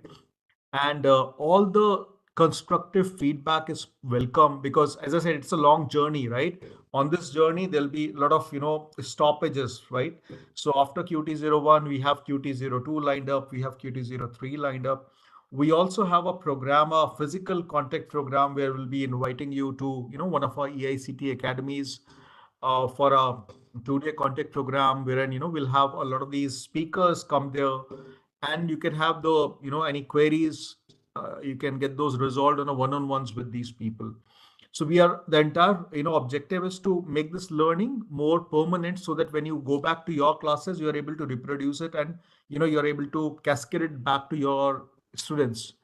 Of course, it's a bit different. There is some overlap in QT02, which will be covered. So we will have that as well. But the most important part is you have to be consistent in this journey, right? Once we are done with the QT03, we will have this contact program followed by, we'll again have these QT05, 6, and so on in that sequence, right? So importantly, look forward to this journey, this long journey, walking together with you, with all of you. And we invite, if there is certain thing you are working on, we'll be more than happy to understand what you are working on in quantum space. Do drop us a mail. We are trying to curate, a list wherein we'll be entertaining such requests towards the end of the series. wherein anybody who wants to, introduce some area that they are working on, we can definitely listen to them. Others can benefit from those, success stories that they are doing. So all of you are actually, we are all participants as well as we are all, ones who are going to be together in this journey. So back to you, Pillai sir, and look forward to this journey, and look forward to all of us staying glued together, which is most important in this entire journey. Thank you. Thank you. Thank you so much. Thank you so much. And Dr. Mani Madhukar has been instrumental in bringing IBM, AICTE, everything together into this program. And we are now going to offer the series, as he has already mentioned. And he is very much interested that we must have a physical interaction. He has already promised that he would want some IBM practitioners to interact with the faculty members to share their passion for what can be done in our country especially. So that's the thought process that is there, and as many faculties as can benefit. So he's said, if I do it at 10 locations, will you provide resource people? He said yes, at 10 locations we will provide resource people. So there'll be a physical interaction for 2 days. Maybe we'll have a day for exam, for some time for a written exam also, so that 3 courses will have 1 paper where you can take the exam and get qualified. You're doing the quizzes. We will increase the frequency of quizzes. Unfortunately, things are evolving. So maybe for the next this thing, you will have 3 quizzes. For the QT03, you may have 3 quizzes and 1 lab session or 1 lab exam or lab assignment, which you will have to submit the code. Right, so these will be the certain things that slowly we are trying to improve and ensure that the quality is maintained. So that's what is one concern that is there, and of course we are giving freedom. You may miss the class, but you will have to follow it up in the following it up by listening to the recording and do that, right? So we have one very senior participant with us, Dr. VCV Rao. I'll be happy to inform you that there are about 364 PhD participants which I listed. Right, there may be more. Some may not have mentioned in their in the things that, and some feedback is yet to come for the certificate. The name to be printed on the certificates. So I looked at how many are PhD holders. 364 professor and PhD holders are there. So you can understand that way that you can look at how it is, right? So that's the way that we can understand the quality of the course. So one more thing that we can try to understand is the many senior people are there, few scientists are there, few practitioners are there. I have been interacting with them. One of them is with us, Dr. VCV Rao. So I would request him to say a few words. He is retired from CDAC, but he is now starting a quantum journey, you can say. Dr. Rao? Yes, am I audible now? Yes, sir. Yes, sir. It's a thank you very much to Dr. Pillai and many of the experts. I had spent around 30 years in CDAC Pune. Presently, I am also holding adjunct professor in the MNIT Jaipur. Way back in 2018, we started quantum computing benchmarks. Why we started quantum computing benchmarks is, during the year 1960s, 1970s, high-performance computing benchmarks were developed by some scientists, Jack Dongara. Now they came out with a standard benchmark. These benchmarks are using all over the world to evaluate supercomputers. That is called top 500 benchmark. Similarly, why not we develop quantum computing benchmarks so that down the line, 5 or 10 or 20 years, everybody should use India's quantum computing benchmarks as the foundation to evaluate the super quantum computers. And this project was initiated with Dr. Narendra Karmarkar. Now, I spent some 4 to 5 months on 2017-18 learning, then I stopped it. Presently, I am attending your course. I have a couple of sessions. Both the speakers are really very good, especially Dr. Today, I think Akshit, I think is here only. And then Madam also very good. One of the concern is, why not the organizers or the speakers give 1 or 2 pre-lecture notes, including references, everything. why should the participant ask what references I should read for the quantum communication? What references I should see for the quantum sensing? It's like for some participants, quantum computing is like a child attending LKG, UKG, and first standard. When he goes to class, the faculty says, these are the books, this is a school dress, this is the pen and paper you have to bring. Here, what happens, when I attended Madam's lecture, as well as the last 3 lectures on quantum sensing, 2-3 lectures are very good. After that, they're talking a little bit advanced concepts. For participant to pick up, I request Pilli in the next quantum lectures, they should give at least 1 page about what the speaker will talk in 3-4 lectures. A 1-page write-up in which some references. That is one thing. Second thing, in this FDP program, they can give textbooks also or the lecture notes also.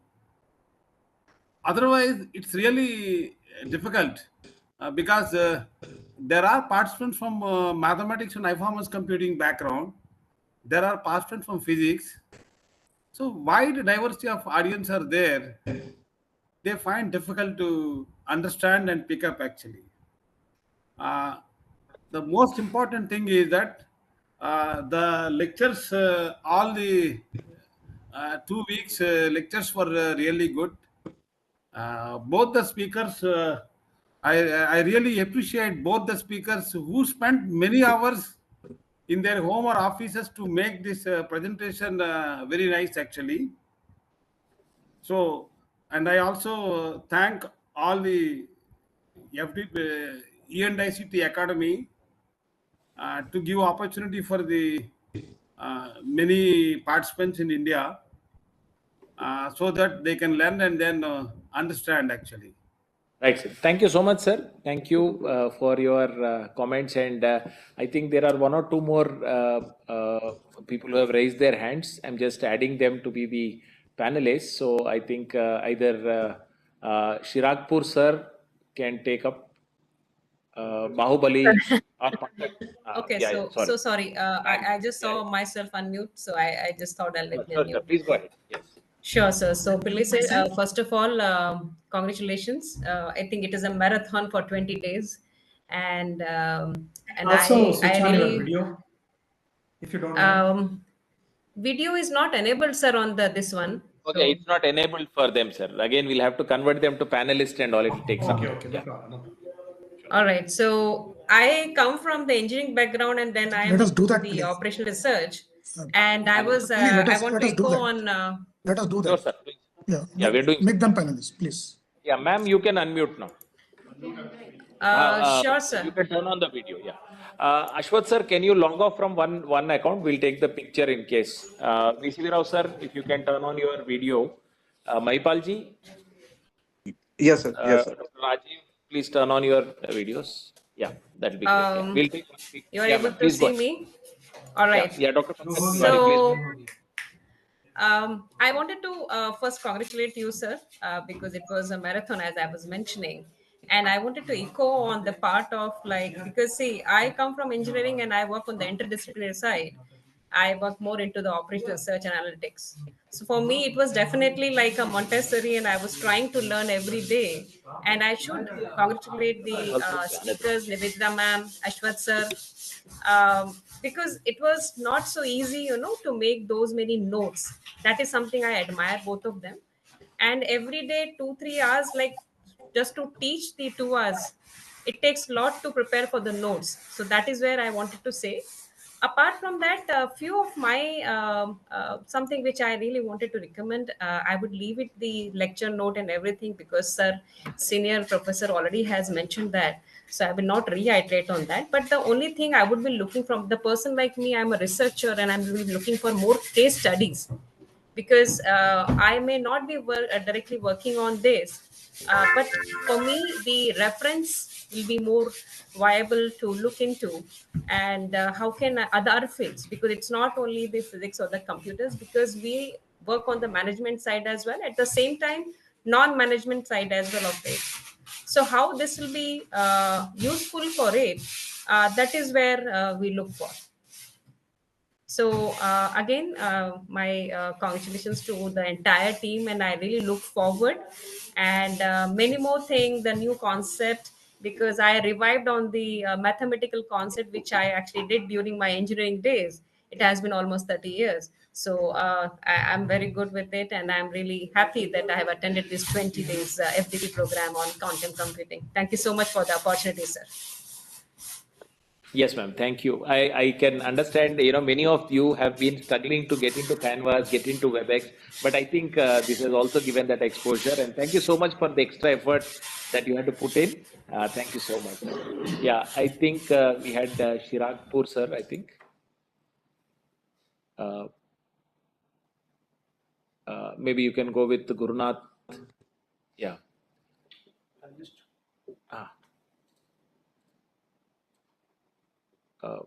Gurunath ji, you can go ahead.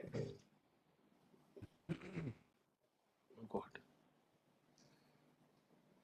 Gurunath बालकुंडे और एक शिरागपुर जी बात करना चाह रहे थे.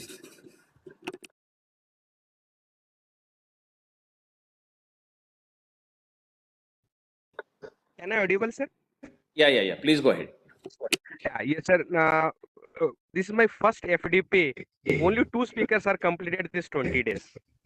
So this made me much more happy. And apart from that, earlier I was hesitant to know that CAD 1, CAD 0, because very long time I was learned in quantum mechanics. And then what Venkateswara said, just to go visit IBM.com and make registration, read some blogs. Not necessarily that what you understood. Just go and teach with student. Then we have a quantum computing in our syllabus, sir, in VTU.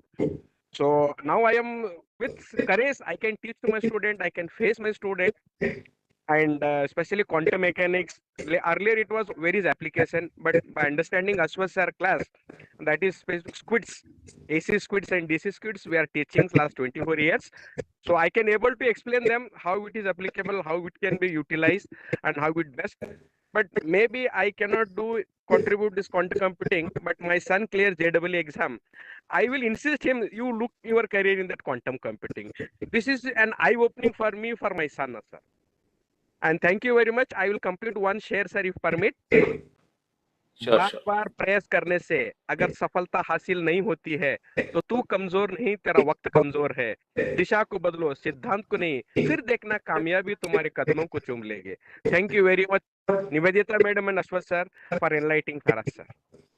A special thanks to you, sir, for considering my applications, and a score very low in the test assignment, because without much more practice, attending academic, administrative, and admission section part, for me it is difficult. But what I tried, whatever it is possible from my side, sir. Thank you very much, sir. I am from Karnataka, Cesium Vishweshwarya College of Engineering, Raichur, sir. Thank you, sir. Thank you, sir. Shiragpur, sir, you have been unmuted. You can take it forward. Yes, sir. Thank you for you can open your video. giving me an also, opportunity to express my Shiragpur ji, you can open your video also. Yeah. Yeah, just a minute, sir. Gurunath ji, you can also open your video. Yeah. Can you see, sir? Yes. Yes, Hi, sir. Yeah, hi everyone. It's me, Professor Bahubali from Dayanand Sagar University, Bangalore. So it's really wonderful and fun to learn quantum computing. So I work in area of AI and machine learning. So I have realized that AI computing, how much painful in doing in a large data. Hope so in down the line, quantum computing will help for humanity to solve the real world problems. Thank you for arranging this workshop. Thank you, MNIT. Thank you, everyone. Thank you, sir. Thank you, sir. Thank you. Yeah. So I think most of the responses have come. So we have taken them. I think Jha sir is there, and then Satnar and Raju. Both of you can share. Yeah. Ashutosh Jha sir. Sir is from the remote sensing. So over to Ashutosh K. Jha. Mr. Jha, you can just open your video then. And you can speak. And last, we'll Please. conclude with SRV Satyanarayan Raju. He'll be the last participant. Yeah, thank you. Jha, sir? Dr. Jha? Yeah, yes. Yeah, good afternoon to. Yeah, I think it's already open now. Yeah, yes. Please. Okay. Yeah, you can share, sir, if you want to share any Can you hear feedback me you now? like. Yes, sir. Yes. You can increase your volume a little bit. Yeah. Yeah. So thank you for having the opportunities to join this FTP program. It is really nice, and actually I basically look the quantum.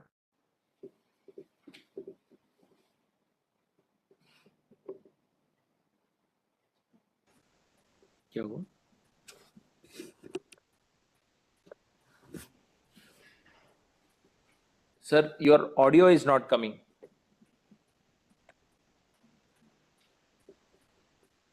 Yeah, so in this session, basically what I could understand is that I look from the point of the application point of view. So most of the cases, what we deal with is the image analysis or satellite image analysis and different.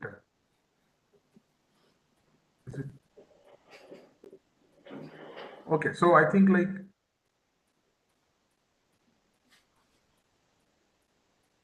Voice break हो रहा है. Sir, we are missing your audio. Okay, I think what I'll do is probably can you hear me now? Yes, sir.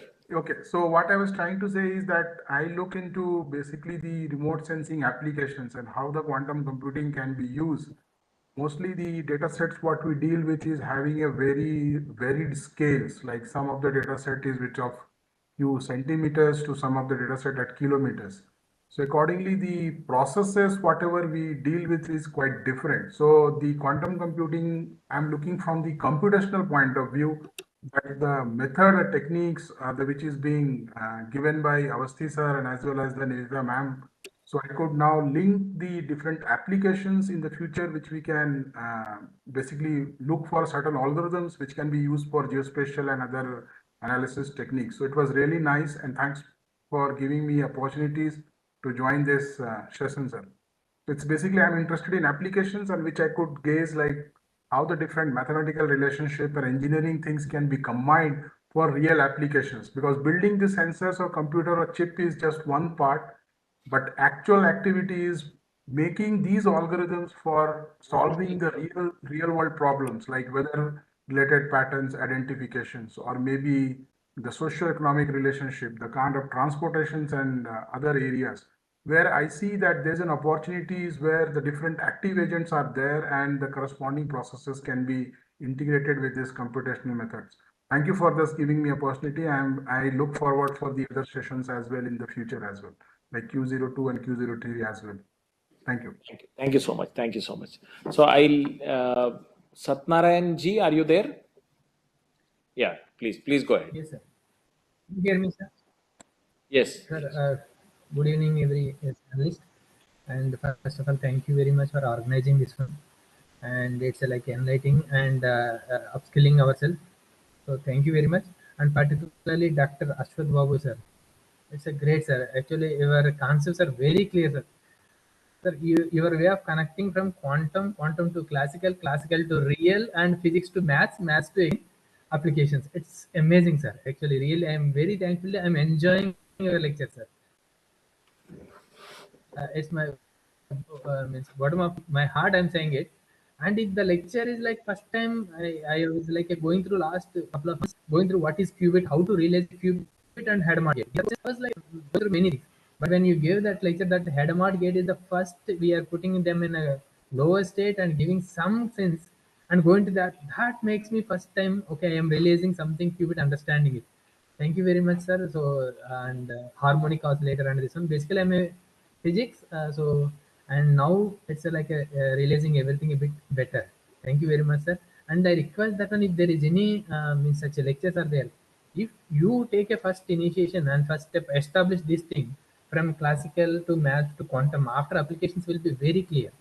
So I feel that is one suggestion from my side. It's amazing lecture, sir. So thank you very much for that one.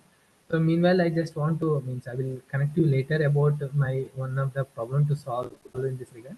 So that one, sir. So without recognizing Dr. Pilli Sudhakar sir, I can't even imagine, sir. Your dedication is ultimate, sir. Because I have put a message at 11 o'clock, I have received immediately 11:10 some message.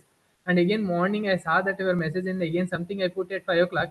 5:10 I have received. I don't know whether 24/7 you are working for this one. So your dedication is really your dedication only is making me really, sir. Correctly class starts ending at 15 minutes. If there is any voice breaking immediately, telling that the panelists correcting that voice and everything and uploading the slides. It's amazing, sir. So you are hunting them to even uploading the slides and on time. I think so. Thank you very much, sir. Really, your dedication is driving force behind this one, sir. Thank you, sir. Right. Yeah, it's not only my work. Dr. Mahipal is supporting. There is one Deepesh ji who is helping us. Your team, your work, team. means that Team is working. I am there, and they are all behind, right. So I thank you. So at this time we'll conclude. I'll request Professor Saula sir to say a few words. Ashwath sir, you would like to add something? Then before Professor Saula speaks. Yeah. So yes, I could. This nice word, like nice feedback got from the participants. So thankful to them, and also very valuable suggestions they are given. So definitely, I myself will make a habit of at least give that is what we learned during our graduation. I did an integrated BSc plus B.Ed. Before the class, we prepare a lesson plan, right? So what it is being asked, I think, is a very fundamental thing. If you can give a sheet, a paper consisting of what I'm going to discuss based on what I'm discussing and what are the references where I am taking information from, if that could be shared in advance, that would create a platform for the participants or audience to expect what. Okay, so definitely I will do that. So that's a very good suggestion. I'll consider that. And the other two suggestions also from the research side also, we should connect and give info, possible future opportunities, references, that also. And yeah, I think Raju sir told me the way connecting things between classical, quantum, and then mathematics. So being physics background person, I do that, and I think all the MSc physics people may understand what I'm doing. So yeah, if I had a time, I would have started from the very core, like fundamentals from 8th, 9th standard. How do we build up from there? So that is what I usually do for my quantum introduction class in my institute, in our institute. So I hope that I will do sometime for a longer FTP or somewhere. So, but anyway, it's very thankful to the organizers, Pillai sir and Mani sir, first of all, to roping me in here. Okay, so I did learn a lot. See, the few things, like, let me tell, we study and read some things we understand, but we never able to teach them. Okay, so that is a half understood. Then when you try to like figure out how should I teach this to somebody having no knowledge about it, so then you think something in your head, oh, this is how I have to teach, this is how I have to convince somebody who doesn't have any knowledge. So that is where we do 100% understanding, or at least 80% understanding. So that is what I did for the past 1 week. So the first lecture was like, say, Villai sir was mentioning about 29 to 30 pages. So later I decreased to 20 pages. So yeah, I just figured out how to teach. Somewhere I scribbled also. I'm sorry for that, because I was figuring out how to convey the ideas. So definitely I would improve more with whatever suggestions I took in between here and there. So thankful once again for all the team members and also the AICTE. Without them, it's not possible. They came up with a nice minor program. They're encouraging to teach the people to come into the field. That is very important thing. And they're doing the right thing. Back then abroad, I think they were ahead with the research, but I don't think they're ahead in the field of understanding of quantum computing everywhere. That's where we see only few institutes abroad coming up with good research fundings. But understanding wise, I don't think the amount of understanding is as equal as the research is. But India is doing something to build research as well as the understanding at the core level happening at all the institutes. So I'm hoping in next 5 years, research and understanding would go hand in hand with the initiatives from AICTE and also NQM. And kudos to them, and I'm thankful to them. So I am conclude with here. Over to Pillai sir. Thank you. Thank you. So we will listen to Mustafizur sir anyway. So I'll give time to Professor Saula to conclude. Thank you so much for being here, all of you. Especially around 1,000 participants had registered. About 840 have taken the exam. So you can understand the impact. Some of you may miss, I can understand.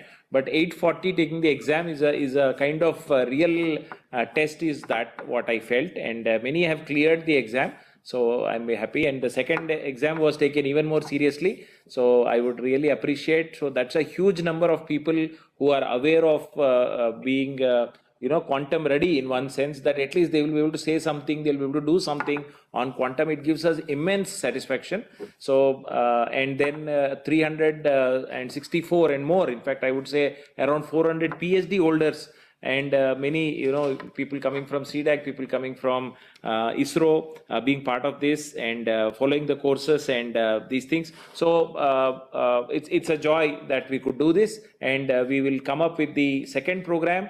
Tentatively, it will be starting on April 11th. We are just waiting for 1 or 2 more things to be tied up. Dr. Mani, and we will also look at, Professor Saula sir also said 1 or 2 days. Mostly by Monday evening or Tuesday, we will send out the flyer. Most of you can register for the QT02 course, which is Foundations on Quantum Technologies. So there will be, of course, Dr. Nivedita will be teaching some part of it, and some part of it will be by few experts, either from IISER Pune or from some other place. So we'll be just finalizing that. QT03 will be taught.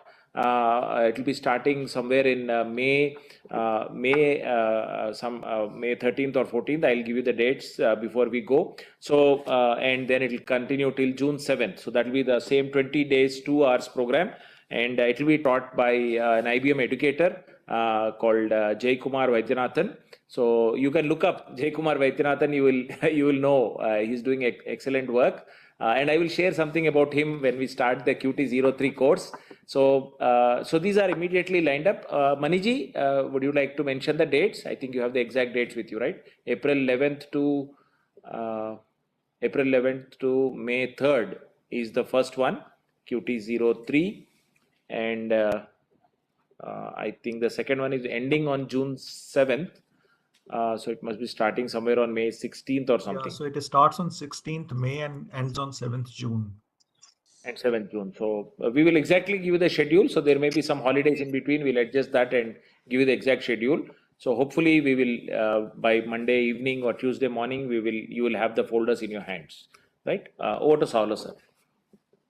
Yeah, thank you, Dr. Pilli. And I think we should be feeling grateful to Dr. Mani Madhukar Sahab for taking initiative, making it come to a shape which is, we are feeling it today. And Dr. Pilli and Dr. Mahipal, who have worked hard. And of course, to all of these speakers who have devoted their crucial time in the evening part of it. I think the kind of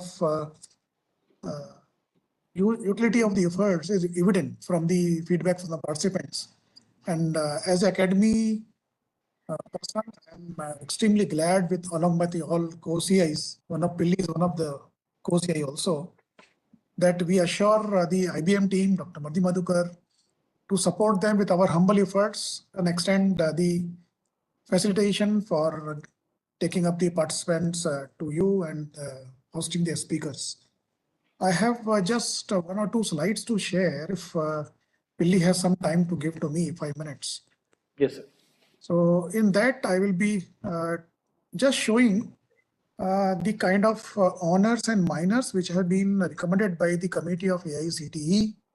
And those recommendations actually have been put on a letter by Chairman Dr. Sitaraman Sahab, which says that from this, the participant or the students, as well as teachers, can get benefited. Students, in a way that their institute would start some of the minors or honors in due course of time, but that effort requires that teachers are trained into that. So the letter says something. So I will share that, and on the fly I will just discuss what I have in my mind.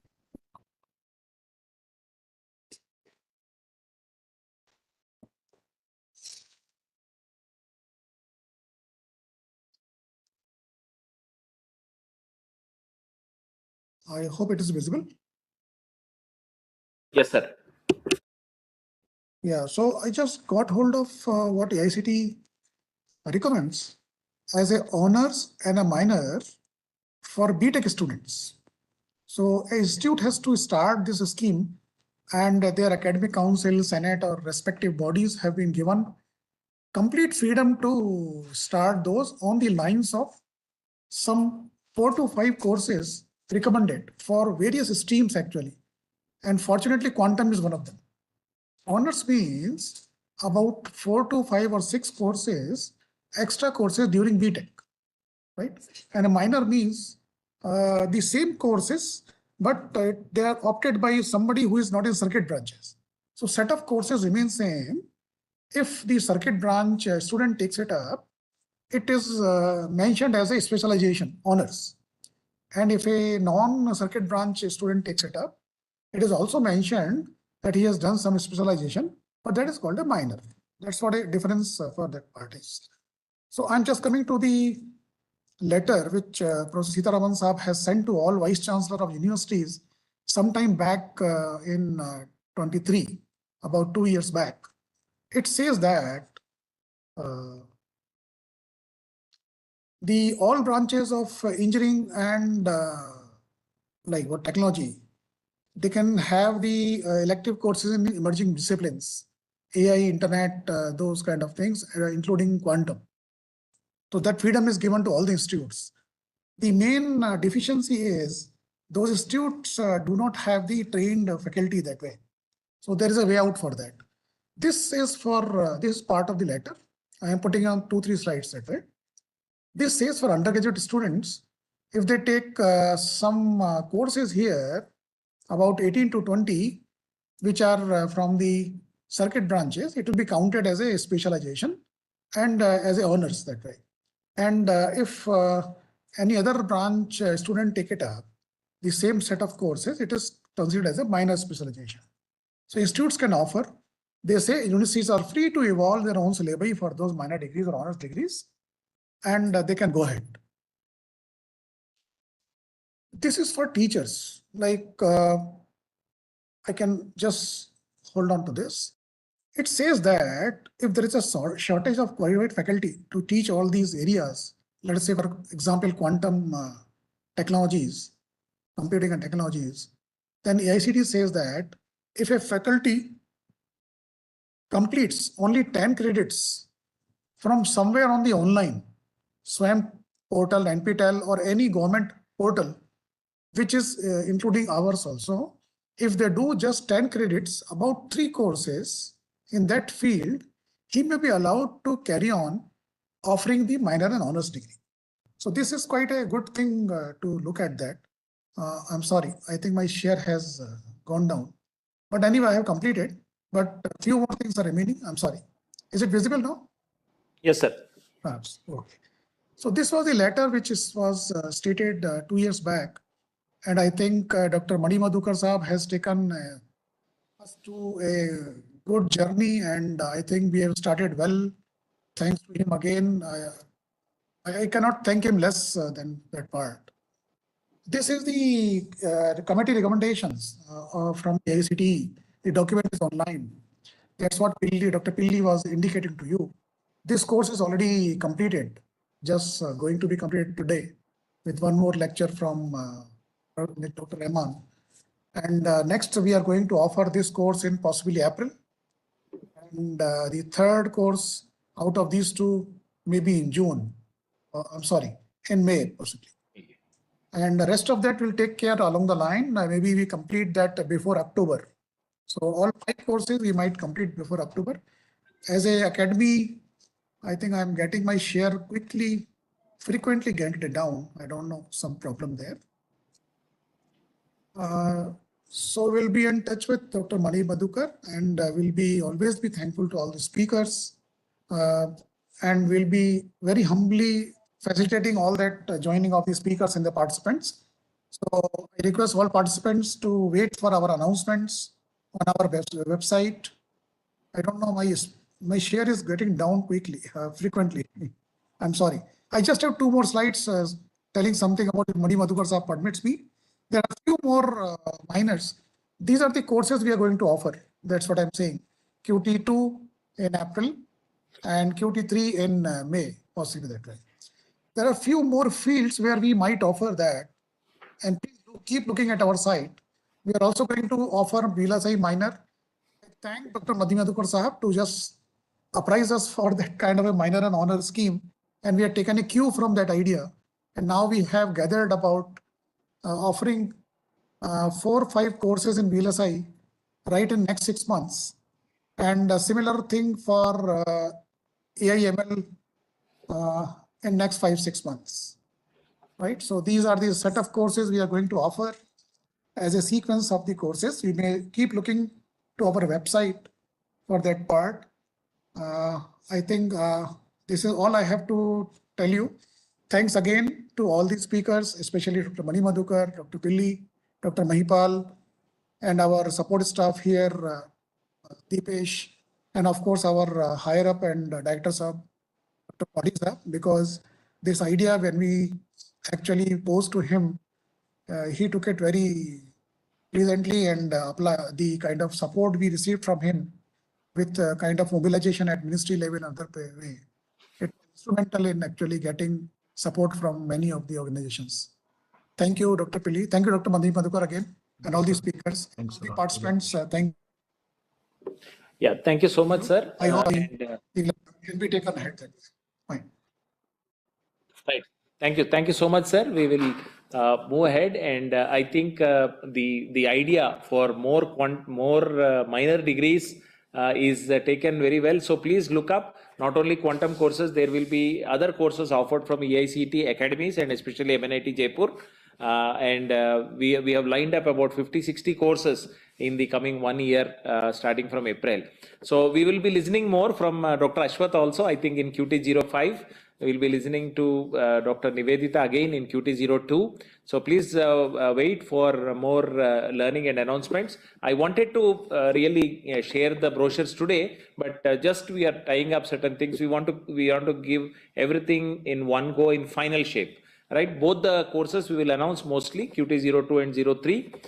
So we will announce, and then the registrations will immediately be open. So please don't delay and do it. I think we should not delay much. Thank you all for being here. A special thanks to Professor N.P. Padi, who is our director, MNIT Jaipur, and all the other chief investigators in various other academies also. Thank you so much for helping us. And at this time now, we will move to listen to the lecture by Dr. Mustafizur Rahman. He's a research scientist with IBM quantum team, and he is based in Bangalore. Over to Dr. Mustafizur Rahman. वो बंद हो रहा है देखो.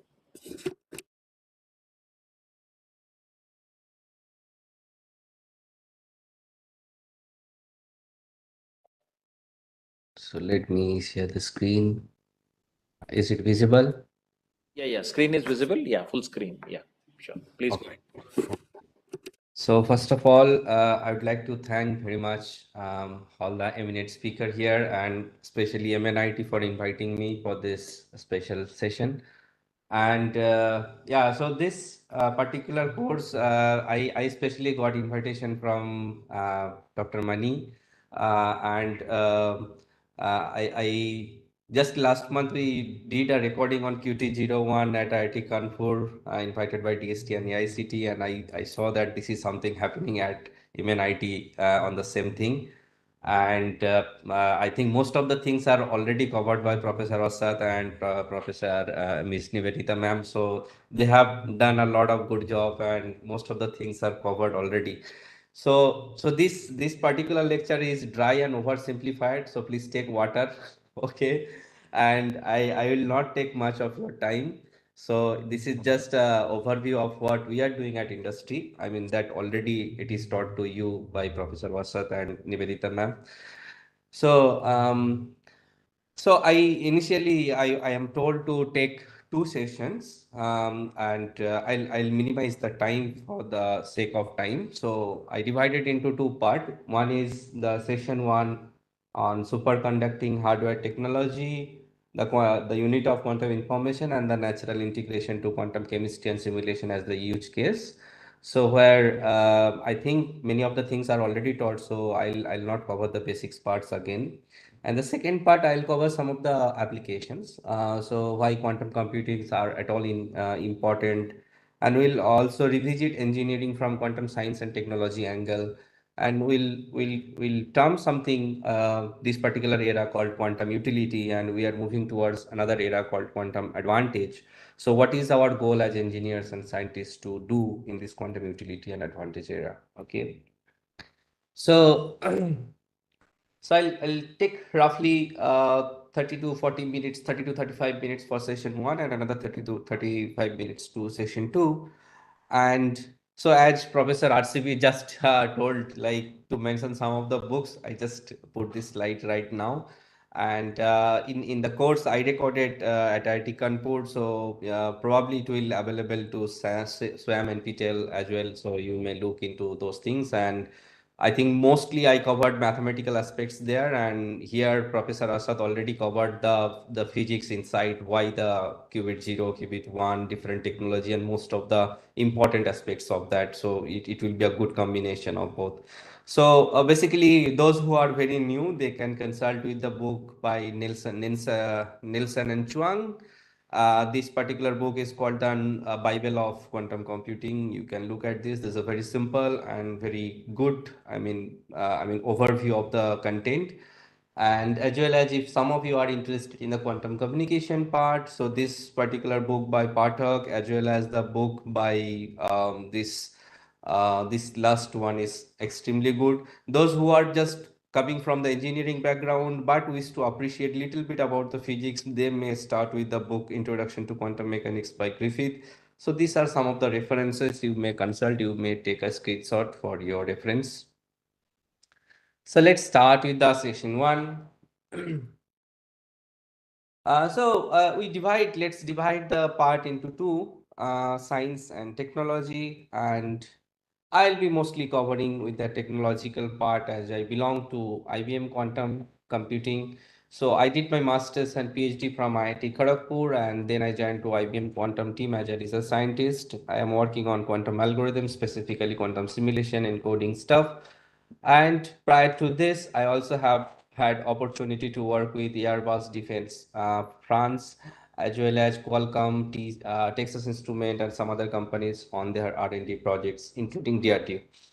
Okay, so we have been studied this quantum physics starting with the Max Planck hypothesis in 90s, then photoelectric effect 1905, Niels Bohr model, then Einstein general relativity, then the wave particle duality, that every matter has their associated this wave property, okay, by the famous equation by de Broglie, and the special state of a matter by Bohr, like that what is we call the Bose-Einstein condensate in 1924, just 100 years ago. And then there were several thought experiments. One of them was Schrodinger's cat experiment, and also we also term certain phenomena with EPR paradox, like Einstein, Podolsky, and Rosen paradox, and that leads to the development of entanglement. Then the theory goes on, and the first time in 1980s, Feynman termed something called quantum computing, where he termed in his lecture series that if you want to really simulate the physics, So better you simulate on a quantum computer than a classical machine. And the first quantum model came known as the Deutsch model 1985, and followed by Source algorithm 1994 and Grover's algorithm 1996. Then the first hardware came by IBM Q Experience, IBM Q in 2016 with 5 qubit quantum computer, where we tried to enable the people to use quantum machine, quantum hardware through cloud service. And slowly we progressed to an era in 2023 onwards called quantum utility, where we have 100 plus qubits. And similarly, like IBM, there are other companies like Google also launched their Willow processor, IBM launched their Heron processor this era, and we are moving towards the quantum advantage. So primarily, if you look from 1980s to 2016, before the introduction of the quantum hardware, most of the algorithm, they focuses on the query complexity. Can you reduce the number of query to solve a particular problem? Okay, those sets of algorithm are called the query complexity algorithm. So although this particular lecture, I won't focus in depth of the algorithms, maybe I'll come to some of the future QTs, QT5 or some later time when I'll discuss more about this algorithm, but just giving you a sense that what are the things that is developed over time, what are the advances that is done in quantum technology. Then once the quantum hardware came into picture, people realized that, okay, we can solve some problems on a quantum computer, but what is the resource requirement to solve that problem? Okay, and that makes a different class of algorithm called the hardware and resource complexity based algorithm, or the gate complexity based algorithm, and where we try to solve a problem with fewer resources in terms of qubits or in terms of gates or in terms of time. So these are some of the requirements. So I'm skipping some of the basic stuff. I think that may be covered sometime later. That is not intended for today. Means why at all we need the quantum computer and all. So I'm skipping some slides. Okay, let's start with the information. So classical bits, typically we have 0 and 1, and they are typically voltage level, right? Like the ground or the minus VCC, and the plus volt or the plus VCC 5 volt, something like that. And if you see, they are typically real numbers 0 and 1, right? On the other hand, if you see the quantum bits, they are basically, they resides on the complex plane like Ket1 and Ket0, where Ket1 you can compare with the physical phenomena, something like upspin of an electron or the downspin of an electron, or the clockwise rotation, anti-clockwise rotation, or the higher energy states of a atom and the lower energy state of an atom, something like that.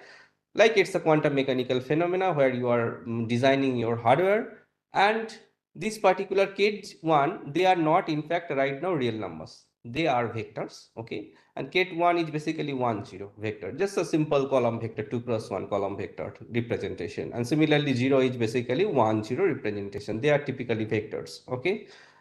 And if you have like any arbitrary state, so any arbitrary state, you can basically represent them with some amount of alpha, okay, and some amount of beta as a superposition, where alpha and beta are the coefficients, and alpha squared, beta squared are known as the probability amplitude of 0 and 1 particular basis. So I'll show how they are related. And for n such different basis configuration, you can represent your quantum state as a superposition of all such basis states, where alpha I squared is the probability of ith state. Okay, so let's appreciate with a visualization. So typically, if this is a Bloch sphere representation and this is a Q sphere representation. If you have a single qubit where you have, so I hope that basics are already done. So I'm just giving you the visualization things.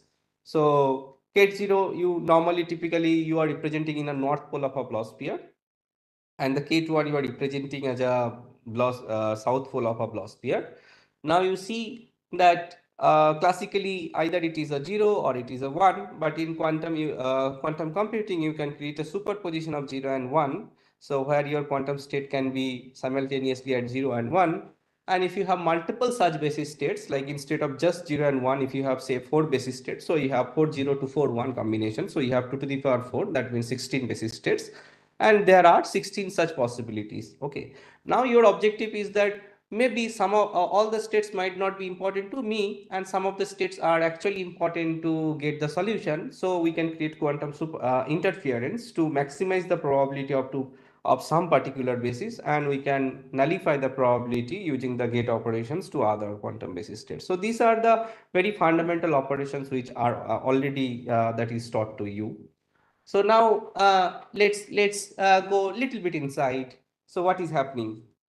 So this is instead of the block sphere representation, let's take the Cartesian coordinate system that typically we understand. Okay, so in a Cartesian coordinate system, say for example, take two bases K0 and K1. Okay, so forget about K0, K1. This may be your x-axis, this may be your y-axis that you have learned in your class 6 syllabus. Okay, and what we do typically, suppose this is a vector. Okay, and suppose this vector you call this vector as a psi, or it's some vector x. Okay, and you want to rotate it into this Cartesian coordinate system from these angles to this angle at this particular angle, and it may be some angle theta, right?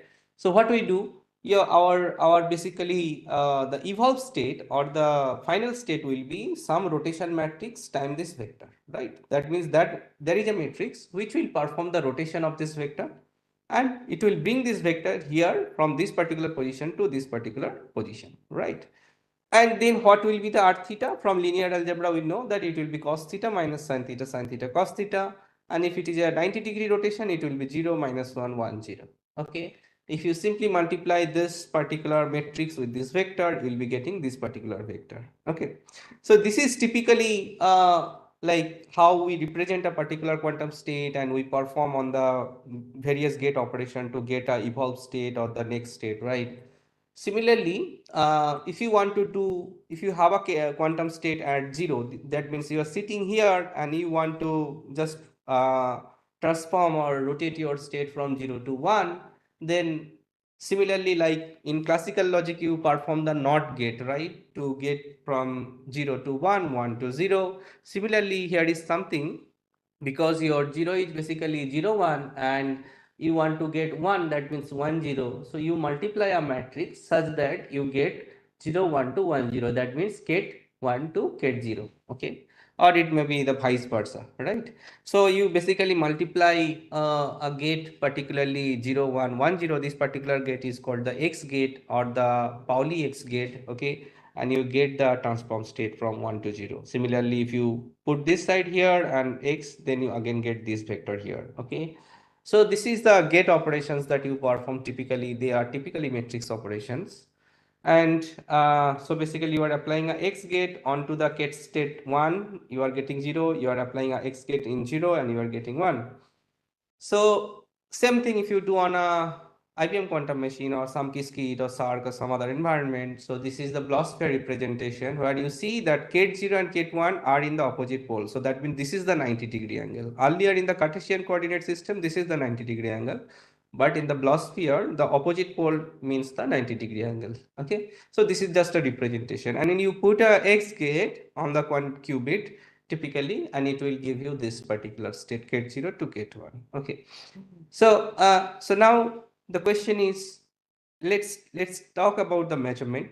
So now suppose you have an arbitrary state K psi, and that is a combination of alpha times 0 plus beta times 1. So typically from our childhood, like in class 6, 7, 8, we have studied vectors, right? And vectors can be represented as a resolution or as a combination of multiple bases. Say for example, here it is x and it is y, so it is alpha amount of x plus beta amount of y. That means alpha amounts of say 0 and beta amounts of 1, right? And now if you want to measure, so basically this is the x part, right? And this is the y part. So what you have done is that you do a dot product between your quantum state and the basis, computational basis or the measurement basis 1. So if you do 1 with this quantum state x dot product, so basically 1 times 0, they are orthogonal, so it will be 0, and 1 times 1 is 1, so your result will be beta. Similarly, if you do the projection of the vectors into the 0th basis, you will be getting alpha. And if you take the square of that inner product, you basically get the probability of getting this particular quantum state in 0 as alpha square, probability of getting this particular psi in the basis 1 as the beta square, right? So this is how the typical operation works in quantum computing. They are the fundamental. Now let's start let's do it on a quantum computer. So what you need to do? Just you need to visit to quantum.ibm.com or some other company like Penny Lane or Google, whatever it is. For now, IBM, it is quantum.ibm.com. You'll see something like this and particular environment, IBM Quantum Platform. Just create an account with your Gmail or any email account, okay? And then basically use any Python environment, Jupyter Notebook or Spider or anything, okay? And you install certain packages that is developed by IBM, a software called Qiskit or a library set of libraries called Qiskit. So that is called pip install Qiskit, pip install Qiskit IBM runtime, and pip install Qiskit here. These are some libraries, so you can at least start with the pip install Qiskit. And then you first design your Bell state circuit. That's the simplest one. So what you did, you just take two quantum registers, quantum circuit, and in the first register you put a Hadamard gate, and in the second register you put a CX gate controlled with the first register. Okay. And what you typically do in the first register, you have already put the Hadamard gate. That means if it is starting with 0 and Hadamard gate does superposition, that means 0 will be 0 plus 1 by 1 by square root 2. And you are making a entanglement between the 0 and 1, and that will basically create a Bell state. And eventually you run with some more just syntax. These are available on IBM Qiskit platform. You by just doing simple hands-on code, you can easily learn it. So basically you do this experiment, run for certain number of times to get the probability of the statistics, and then basically you get some probability of 0, 0 and 1, 1 state, where the other state, like you started with 2 qubits, that means you have 4 possibilities, 0, 0, 0, 1, 1, 0 and 1, 1. But you created the circuit in such a way that you are only getting the probability of 0, 0 and 1, 1 and not getting the probability of other two bases, right? So you can play around that. If you put two Hadamard gates, if you remove the CNOT gate, if you put a single CNOT gate. So this kind of experimentation you can do, and you can run on a simulator and you can see what are the probability amplitude that you are getting. So this can be your first quantum experiment on a quantum computer. So I suggest that each of you, every one of you, even if you have not used the quantum computer, just go and use it. It's free. Okay. Okay. So now if you want to do experiment on quantum hardware, so typically this is already taught by Professor Aswath and Nivedita ma'am most likely. So this is what actually sir was teaching you about the superconducting qubit or the transmon qubit. Okay. So what it does is basically, so this is a superconducting qubit. Also, we call this kind of qubit as a transmon qubit. They are typically made up of artificial atoms, where you create several energy state of atom, then you filter out some of the energy states, the ground state and the few excited state, and then create the superpositions to basically control them as a qubit. And they are typically made up of the Josephson junctions as well as capacitors. So I'm not going to detail of that. So this is one of the hardware technology that we built at IBM. And once you have several many such, there are only 5 qubits, but if you have like many such qubits, like 100 plus, okay, 133, 156 qubits, so it is not like on the hardware chip you put one by one. So there is a particular topology called heavy hex topology, how efficiently you can place them so that you can interact with a one particular qubit to other neighborhood particular qubit. And if they are not interacting, so there should not be any interference of the magnetic effect. So there are ways how the hardware technology is designed on a industry. And to that something that connects your hardware with the software. So there is a platform that offered by IBM called the Qiskit SDK, Qiskit Software Development Kit, where you write the code and you basically simulate your experiment and then try to get your result with a particular service package that we called primitives, IBM Primitive Sampler and Estimator. I'm not going detail to that. So this is typical thing. Like for example, this is IBM Torino machine hexagonal lattice, where there are 133 qubits, and you can see there are several performance metrics like 2 qubit error rate or the coherence time, those kind of things. Okay, so we'll understand what are the different metrics and all in the next slide. So there is something called the Qiskit patterns. Okay, and what I want is that you learn the theory and then basically try to practice it on somewhere. Okay, so that your knowledge is valuable, appreciated, and you can solve some real world problems. Okay, and maybe in some other lectures I will cover more details of this, but at least today, even if I take 1 hour, so I should cover some of the stuff that may be helpful to you. Okay, so there are 4 parts in a quantum computer or in a quantum algorithm. The first is called the mapping. Okay, you have a classical problem or some problem. First, you need to encode the problem on a quantum computer. The first step is called the map. Okay, the second step is the optimize, means you design some quantum circuit to solve your problem, but that quantum circuit may not be the optimal quantum circuit. That the number of gates that you have used, or the number of circuits that you proposed, that may not be optimal. So let the Qiskit do it. So there is a service called transpilation service that will optimize the number of gates for you. Then it will map your physical, like abstract circuit, like what you have done mathematically, to the real hardware through something called the execution or execute. Then you do the measurement and you get something, but the result you get is some sampled of the probability histogram or something like that, that may not be meaningful to your application. Then that means you need to do some post processing of your result. So these are the 4 basic steps of a quantum algorithm.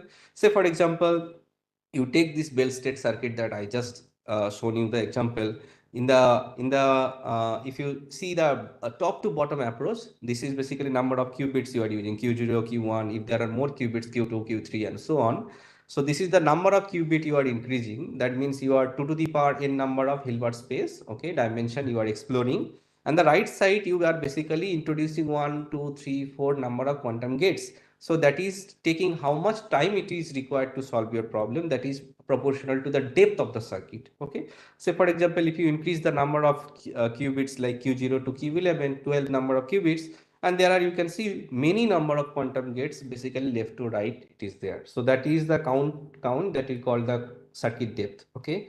And basically more the depth, more the time requirement of the circuit, and more time requirement to solve a problem means how much time you want to operate on a quantum particular gate. Okay.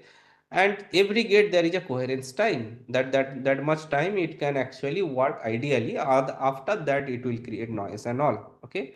So that means there are certain metrics when we actually try to map a problem on a quantum computer and try to solve it. Okay. So one of the metric is how many number of qubits I need to solve my problem, that is qubit count. Then EPLG, that means what is the error per layered gate, means every layer what is the amount of error I am incurring to solve my problem.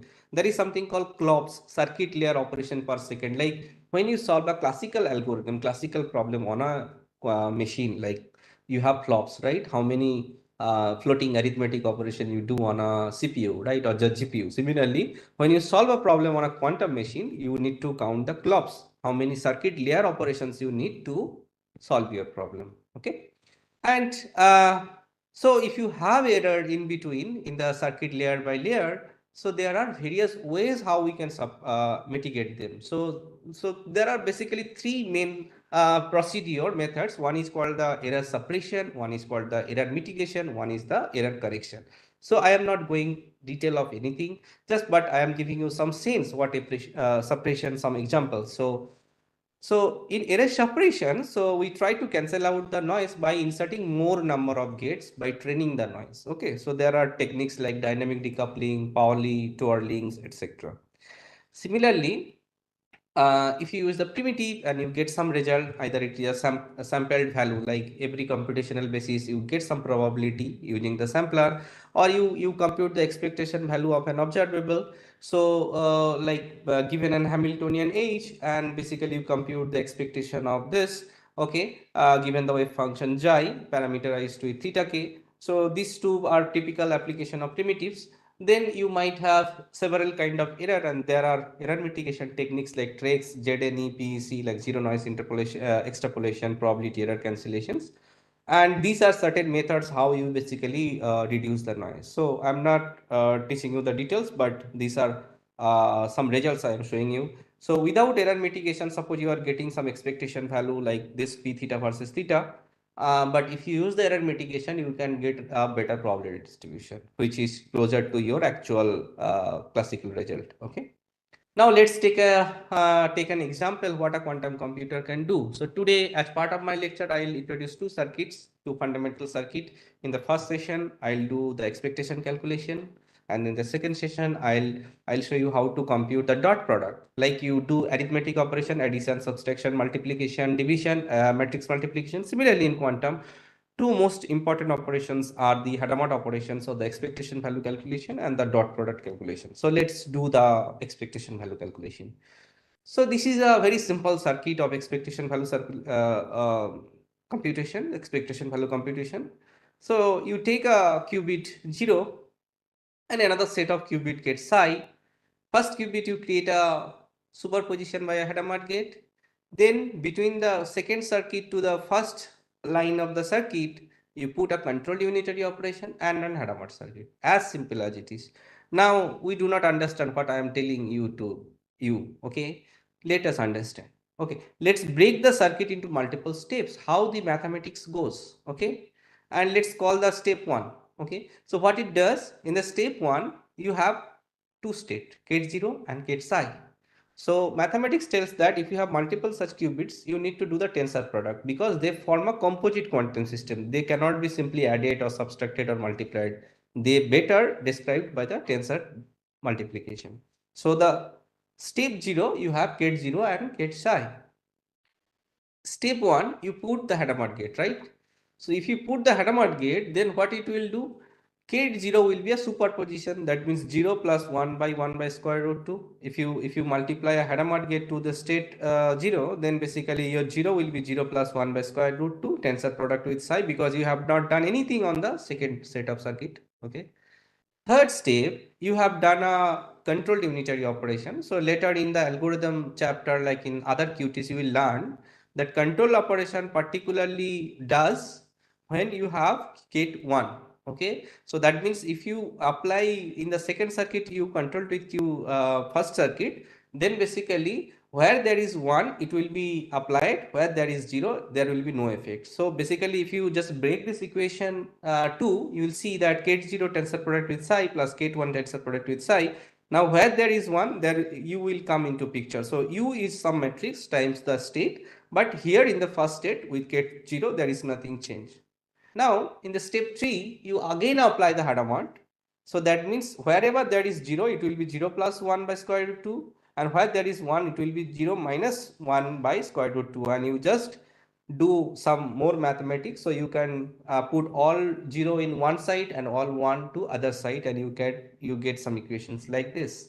Now if you do measurement, so if you do measurement on 0, you get the probability that is square of this, and if you get the measure in gate 1, if you will be getting square of this. Okay, so basically that will be half of real value of psi u psi and 1 minus real value of psi u psi. So from there you can get the expected real expectation of real value of the expectation of the unitary operator u given the quantum state xi. So this is particularly how the operation flows from left to right side. This is just an example how to compute the expectation on a quantum computer. So this expectation may be your some particular signal processing application, some chemistry application. So you always have some random process, right? Random measurable quantity, right? So you can do this kind of circuit as an application to your problem. Now, example use case can be, imagine we want to find the ground state energy of hydrogen atom. Okay, this is the simplest example. And this is fundamental problem in quantum chemistry. So first part, I'll show you some chemistry example. In the second part, I'll show you some engineering applications. Okay, machine learning, blah, blah, blah. First part, let us see. The ground state energy tells us about the lowest possible energy level of the molecule, which is crucial for understanding of stability, reactivity, and many other things in chemistry. So what we do is basically we do something. So in a typical quantum circuit, there is state encoding, then simulation, and then basically measurement. So first step is basically we encode the Hamiltonian, and there is something called answer. Basically, that's educated guess about the wave function of that particular molecular configuration or chemical configuration. Okay, we start with that. Then basically we calculate the expectation value, and whatever expectation value we'll be getting, that will be parameterized by theta, and then basically we do not know for which particular theta that is the optimal or the minimum value. Okay, so basically this particular expectation calculation we expand the Hamiltonian into the eigenbasis. Okay, and then basically we try to minimize this with a classical optimizer by changing the theta to some theta plus delta theta. Okay, and you get a particular card with energy versus atomic distance like this, and you find the minimum of this at your lambda minimum. Okay. So in a particular quantum circuit, there are three steps. One is encoding, one is basically simulation, and one is the measurement. So encoding means you encode the wave function. Okay. Then basically you operate on the wave functions to get something. Okay. To get the eigenvalue of your observable or something. Okay.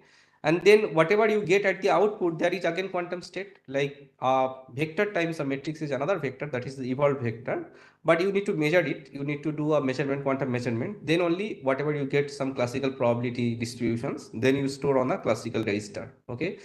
And if that classical register value is not optimal, then basically use a classical optimizer to tune the parameter and again run the circuit. So you repeat the quantum experiment again and again until you reach the minimum point, okay, by some threshold condition. So this is a typical approach how we solve a ground state estimation problem. So people have done it and they have seen it that, okay, if you do on a classical computer for a bigger molecular configuration, such as the iron sulfate kind of molecule like 2Fe, 2S or 4Fe, 4S, they are bigger molecule. And it is very difficult for a classical computer to do alone without using brute force, okay?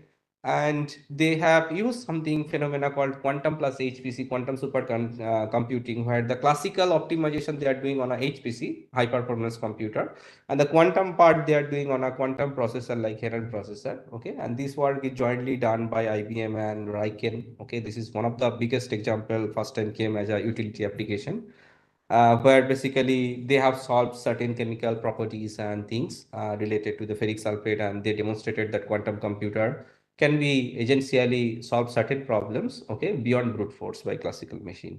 So this is one example cases, and you can read this paper, Chemistry Beyond Exact Solution, okay. Similarly, there is another genre of problem called the time dynamics problem use case. This is the second use case. Suppose there are organic solar cells, okay, and they are promising technology for next generation solar energy, okay, due to their low cost, flexibility, and ease of application, okay. But however, that efficiency is limited by the how the charge transfer happens, okay, within the molecular configuration and how you can store the charge into a battery, right? So this entire mechanism, like over the time how the charge transfers happen, that is basically a quantum simulation problem. And understanding and optimizing the setup, that with whatever setup I can get the best possible energy out of it, okay, is a typical time dynamics problem. Okay, there are other chemistry problem, but I brought it to the real engineering problem, which may help you.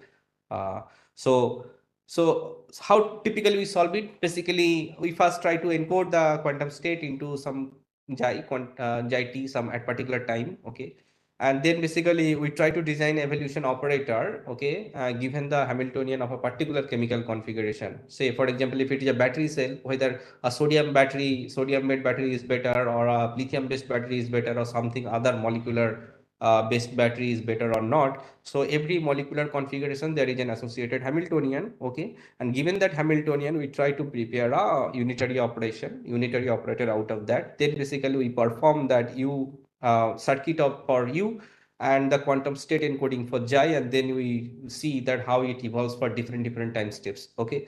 So how we implement U, there are several strategies, and one of the strategies called the Trota-Suzuki approximation, and this is a circuit for this. So there are several steps like quantum Fourier transform, state evolution, diagonal encoding, many other stuff. So I'm skipping all the stuff.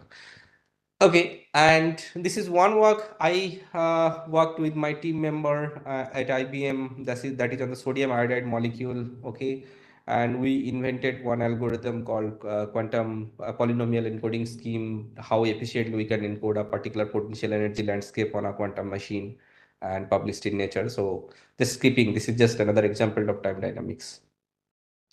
Okay, so I am just concluding the session 1 here, and I'll start the session 2. If you have any question, I can pause here for 2-3 minutes maybe, and you may ask some question. Okay, so I'll stop here. So if you have some question, please go ahead.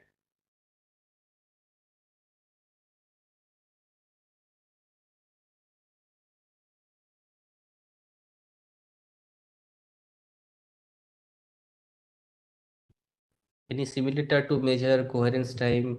Okay, so coherence time is related to hardware. Okay, simulator, I'll make sure in the next presentation that simulator is classical machine. There is nothing called coherence time in terms of the quantum mechanical thing. So if you are using hardware, so basically there are performance metrics to measure the coherence time T1, T2 out of that.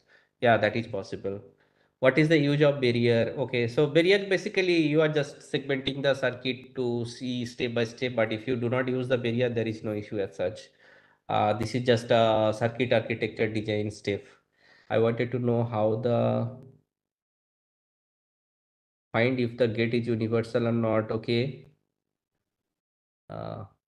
Okay, so typically right now, if you are programming on a quantum computer, they have to be the Clifford gate, okay, and every quantum processor machine, especially, so they have something called a native gate set, okay. So suppose you have set of Pauli gates, sigma x, sigma y, sigma z, Hadamard gates, as well as root x, z gate, rz gate, p theta gate. So there are several gates, but not all processors supports all gates. Okay, so every processor, it is specific that which are the gates that are native and they are universal to that particular processor. Okay, so yes, if you log into IBM platform, you can see that if you choose Heron processor or Flamingo processor or some Condor processor or other processor, okay, or so you can see that what are the native gate set. Okay. Okay, machine learning, I'll come in the next session. Anything I can run. Okay, can I run my circuit on IBM real quantum devices? Yes, you can run your quantum circuit on real IBM quantum devices. So typically there are 3 steps to run. First, you design a circuit of your problem and run it on the simulator. You get some confidence that your circuit is working.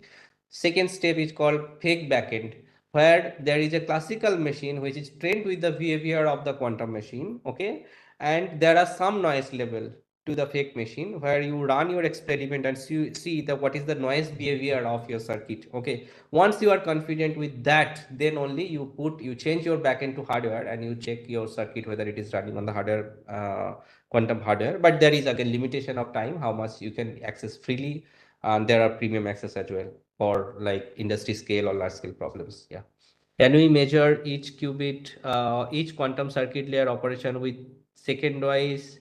Yes, so you can measure all the circuits one by one, or you can measure all the qubits at once. Okay. IBM quantum computers have a limited time period for simulation. Are there any alternatives? So long term, okay. Simulation, okay. Simulation is free. You can do as much time as you want, but hardware there is like, because it's limited. There are limited number of hardware. So right now I think there is 10 minutes free access. So you should do meaningful experiments there. Yeah. Okay.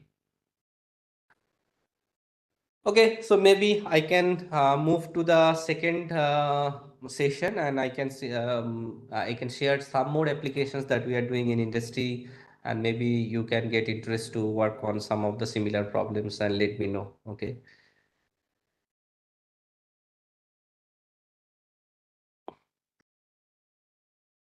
I see.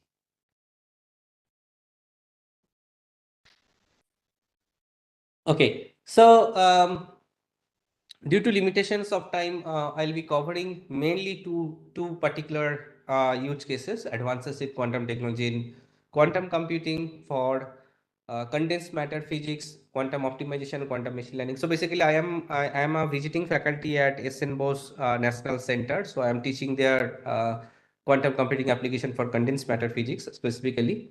Also, I'll be covering some of the optimization techniques and machine learning stuff.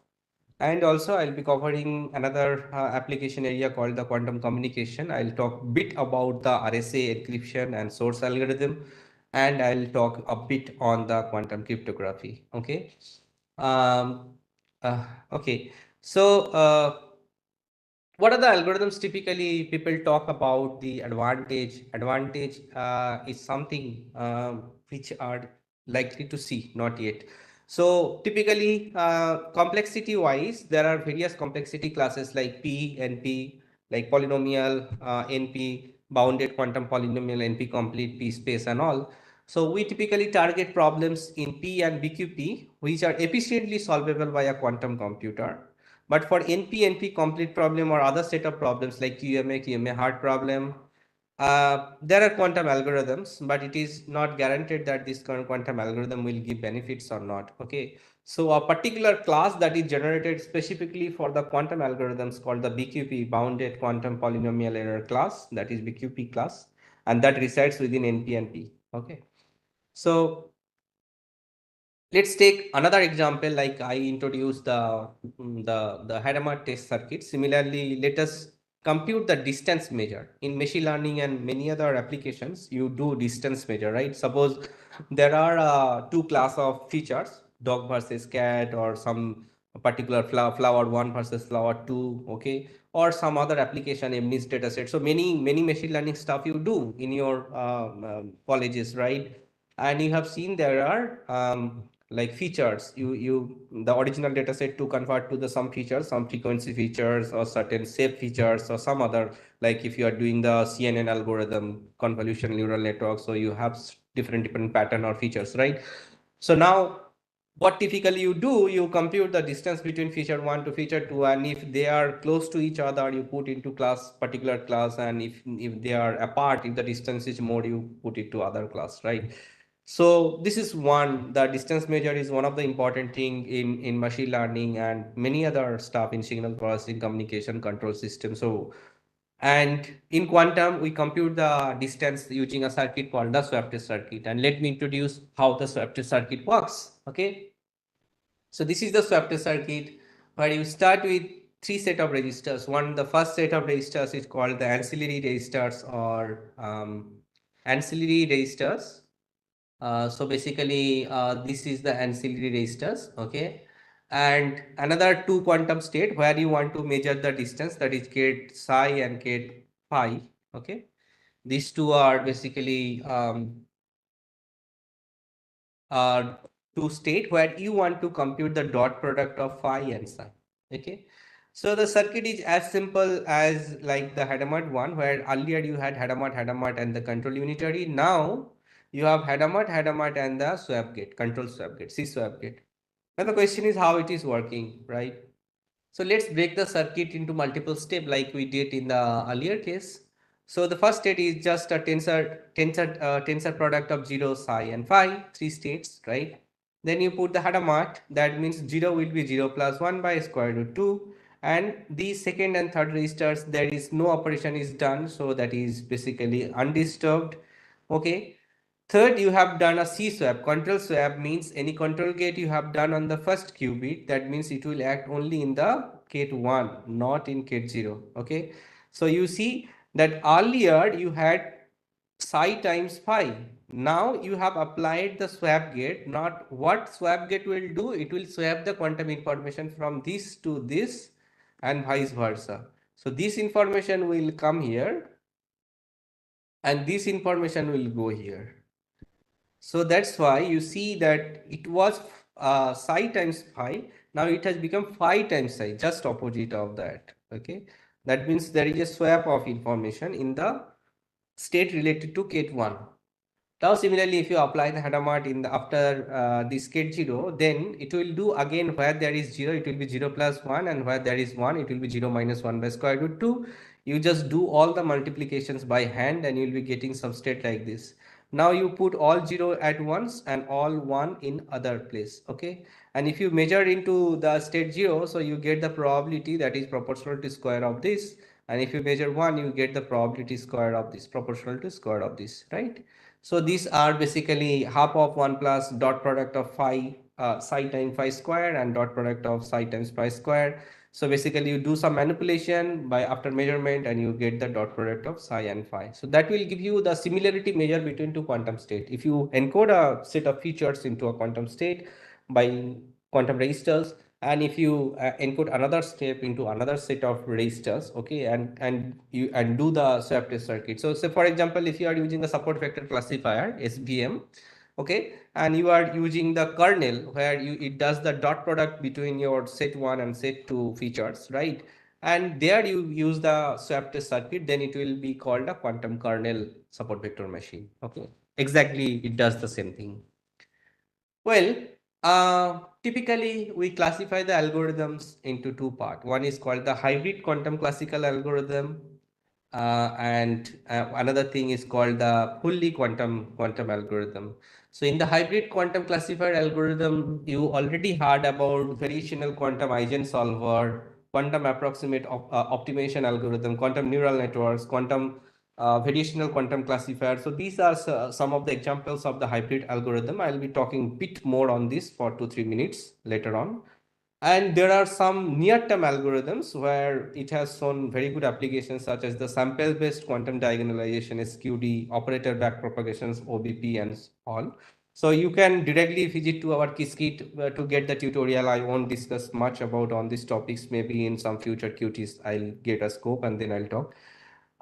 And to install these kind of services, you can do pip install OBP or SQUID. And fault tolerant quantum computing. So typically in hybrid quantum algorithm, there are two steps. You run the quantum circuit on a simulator or hardware, and then there is a parameterized part. That parameter you can tune using a classical optimizer like VQE I showed earlier, right? And full-scale quantum algorithms, possibly that you looked in the internet, YouTube, your textbook. These are the algorithms which are full-scale quantum compute algorithms, such as source factorization algorithm, Grover's algorithm, quantum phase estimation, HHL, for solving linear equations, QFT, amplitude amplification. These are full-scale quantum computing algorithms.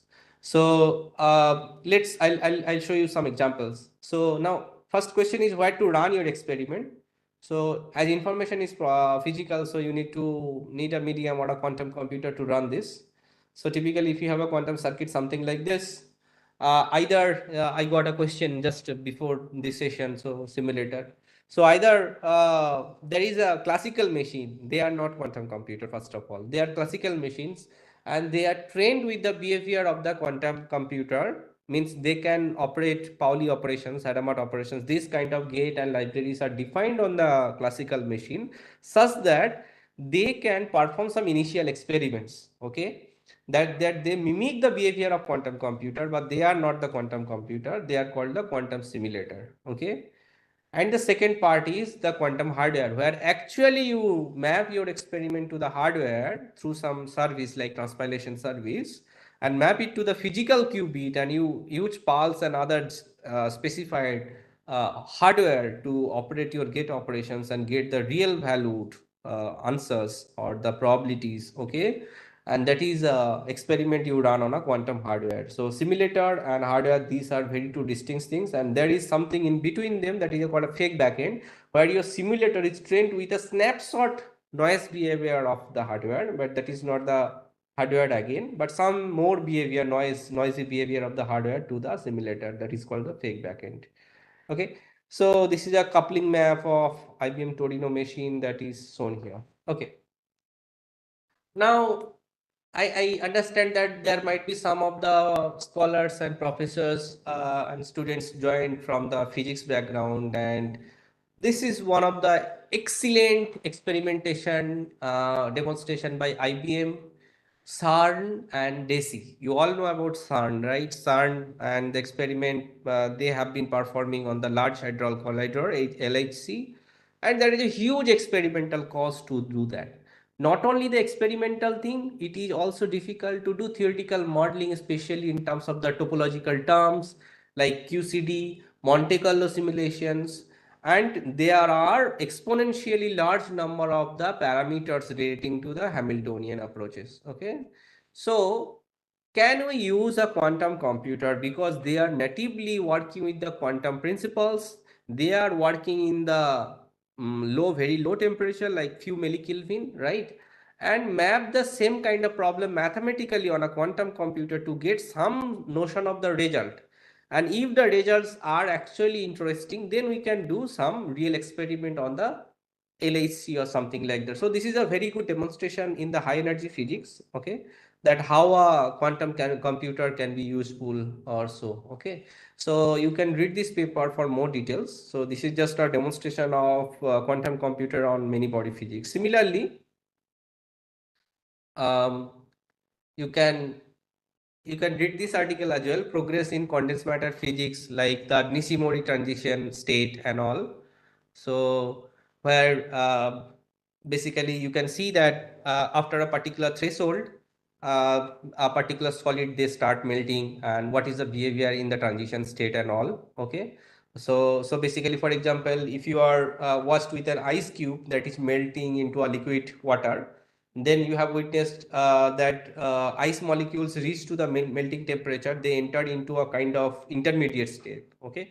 But they essentially, they are not sure whether they again go back to the crystalline structure or they form the liquid structure. Okay. Liquid phase. So this kind of applications, this is for water, but this can be for the bigger molecule and all. So people have experimented up to 125 qubits to study this kind of phase transition and all using a quantum computer, where it has shown some sort of beneficial in terms of the experimental capability and all. Okay. So I will show you some more examples in the healthcare. So our research group worked on precision medicine design with Cleveland Clinic and all, Purdue University. So where quantum computer they basically used to solve some kind of healthcare issues. For example, the T-cell engineering, identifying the cancer gene and all using a quantum variational classifier. Okay. So these are some potential application areas you may look at, that where quantum computer can be beneficial to identify some of the intrinsic features and all. So I'll cover why these things are important in the QML part later. This is another work from our group on the life science protein folding problem. So basically, you all know about AlphaFold and all. So basically, they are extremely good, and in 2022, basically, scientists got Nobel Prize on the AlphaFold. Okay, so basically, predicting the protein structure, because correct prediction of the protein or the correct formation of the protein leads to a particular healthy cell, whereas the wrong accumulation of the protein or the folding of the protein leads to diseases, right? So can we predict based on the certain chemical activity of within our body that it is tending to form a particular protein, and accordingly we can design drugs and all. Okay, so these are some of the tertiary structure protein structure prediction problem mapped to the quantum computer, where we encode the problem as a quantum binary optimization problem, quadratic binary optimization problem, QBO, and then basically solve using a QAOA kind of optimization algorithm of the binary optimization problem. Okay, so this is one work published in Theoretical Quantum Chemistry Journal. Similarly, you can also think of your biological neural network, like how the signal propagates through the neuron to the brain, okay, and the brain to several sensory organs, okay, and inspired by those kind of phenomena or AI or the several deep learning model generated, say for example the CNN model, the BNN model, ANN model, RNN model, Boltzmann. So these are several deep learning models generated by, inspired by the biological things. Similarly, how can you encode some of these hidden layers, the encoded data on a quantum computer? So typically there are possibilities people are trying on the quantum neural network sites as well. So where they are encoding the features on a quantum state and operation on the quantum operators or the gate operations, and trying to see whether we can find out some of the intercorrelations or the more hidden patterns from the data or not. Okay. So quantum machine learning, typically there are either the algorithm can be, so basically we distinguish into 4 parts: CC, CQ, QC, and QQ. So types of data that can be classical or quantum, and types of algorithm can be classical or quantum. So accordingly, there are 4 types. So for example, if you have a classical data, first you need to encode on a quantum register. Okay, there are several encoding schemes, such as the, for example, the state encoding, the amplitude encoding, the basis encoding, angle encoding, several encoding scheme are there. So you first encode the data on a quantum computer, and then you apply a quantum quantum solver algorithm to get the result back. Similarly, if you have the classical data and classical algorithm, like normally we reside here with the classical QML thing, CC, classical data and classical algorithm. But if you have a classical data and quantum algorithm, you can do this. Similarly, if you have a quantum data and classical algorithm, so several applications areas are there within this. So one of the examples I have already shown you the quantum kernel method. So where basically you typically have the classical data where you basically have the feature sets, and feature sets you design the kernel using a quantum swap test circuit or the quantum similarity measure. Similarly, you can also do several by introducing entanglement and see there are patterns or not. So then whatever output you get, you measure the output and then again encode it to the classical data and do the post process to get the result. So there are several possibility to find out the complex patterns and relationship, and we try to enhance the optimization problem, okay, by introducing more number of trainability data and all. But there are several challenges. For example, right now we do have limited number of qubits, like few hundreds. So that's why trainability of high dimensional dataset is right now a problem, but can be solvable in near future. Qubit coherence time. So right now there are qubits which are like the coherence time is limited to say few millisecond to some of the hundreds of microseconds. So that can be increased by basically focusing on the hardware side. So again, more in the scalability, we can look for using the more number of gate set and all. And with the introduction of error correction, that can be more reliable and fixing. So we need more and more algorithms, because if you have quantum data, so you need quantum algorithms to solve it, right? So similarly, likewise, the classical machine learning effort. So there is a need of effort in the QML as well, and try to find out whether at all there is advantage or not. So similarly, this is another work by my group on the quantum computing filtering application on the ECG signal by biomedical side, okay, where we have shown that there are time complexity advantage by solving the huge medical data sets, because medical data sets are time consuming, and if you can introduce some sort of new algorithm, that can be life saving, okay. And this is one demonstration in that particular direction. Well, so I'm not going each and every topic like all, because it's already a lot of time spent. But let me cover few part on the quantum communication side. So communication, there are mainly three part. One is the computing part, one is the security part, and one is the communication part. Okay. So computing part means you have a transmitter, you do the pre-coding and all, and you basically design your waveform, and then basically you modulate it and transmit it, right? So there are lots of computation at the transmitter. Similarly, at the receiver, when you receive the data, you do the demodulation, you do the basically channel equalization, you do the data detection and all, right?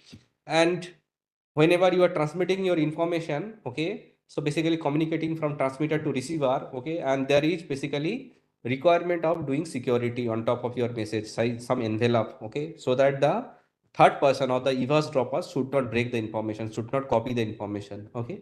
So these security aspects is people are starting using QKD or PQC, post quantum crypto and all. So I'll be briefly cover some of those aspects. The computing part, essentially, they take advantage of the quantum operations like the matrix vector product and matrix inversions, the eigenvalue computations. Those aspects are the part of the computing within communications. Okay. And eventually, you can connect all these three steps to many systems like satellite communications, cellular communications, RAN, vehicle to personal communications, UAV, or the brain computer interface, or the advanced driving assistance system, blockchain, etc., etc. So you can put any of this quantum block to any of your applications and see whether at all it is giving some advantage or not. So typically there are two steps. One is the quantum simulation, one is the cryptography. So simulation part I covered in the first session, and maybe in some future lecture I'll cover much more mathematical details, how simulation works and all. And QKD let us introduce a bit what is about the. So quantum encryption is basically when you are transmitting the data from one point to another point. So basically it takes the advantage of quantum superposition, entanglement, and the no cloning theorem. Okay. So there is a rigorous proof of the no cloning theorem from information theoretic side. I am not covering that part here today, but maybe some later I'll cover that. So basically, say for example, the RSA, what it does is basically when you are transmitting the message from point A to point B, okay, point A to point B, you are transmitting the message. So Alice to Bob, say for example, A to B, and then basically between A to B, there are channel, right? And that channel may be classical channel, that may be some quantum channel. So right for now, whatever we are transmitting, they use the fiber optical cable and all to transmit your message, right?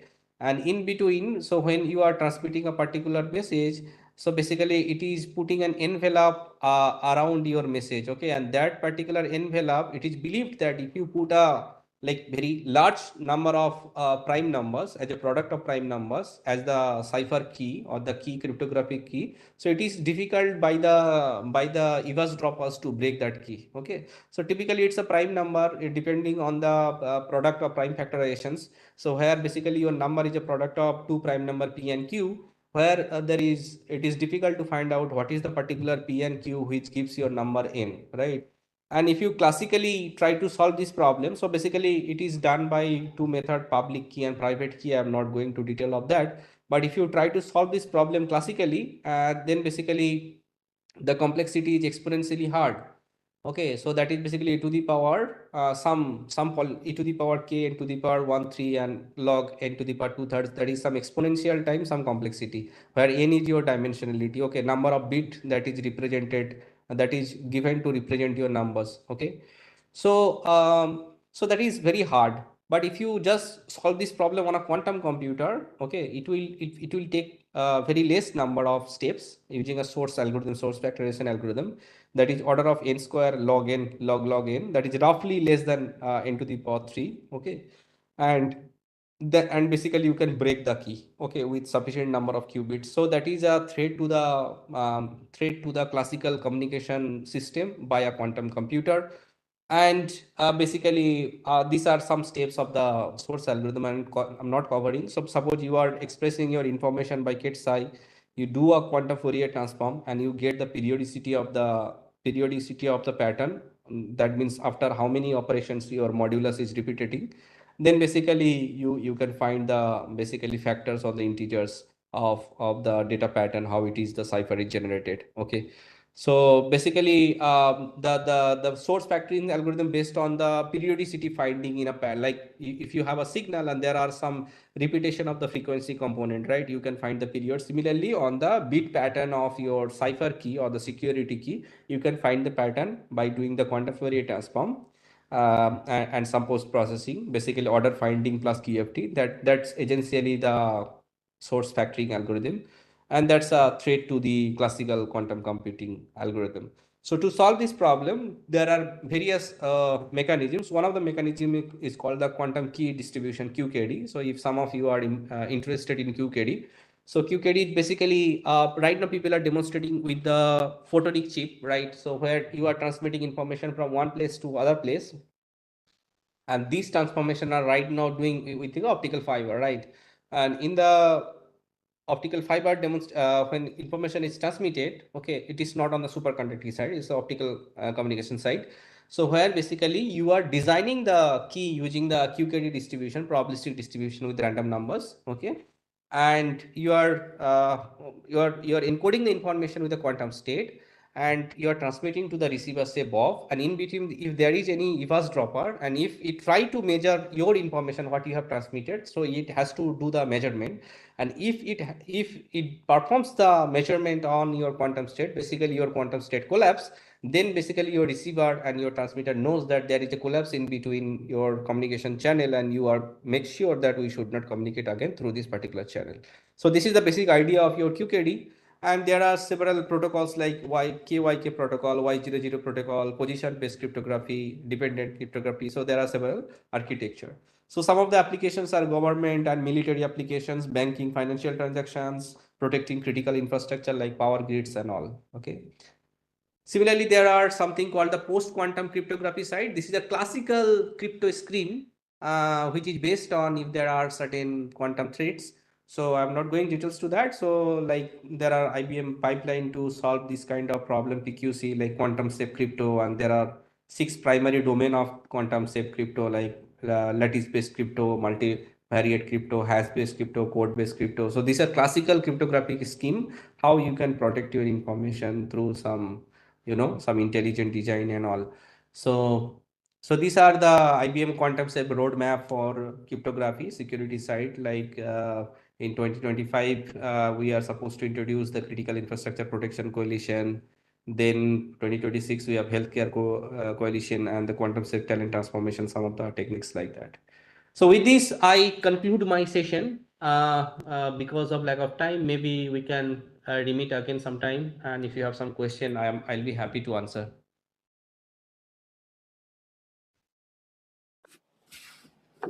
Yeah, participants, cameraman, video, start video. Yeah, thank you so much, Dr. Mustafizur Rahman. And participants, if you have any questions, there are many questions being asked in the chat anyway. Okay. That has been answering.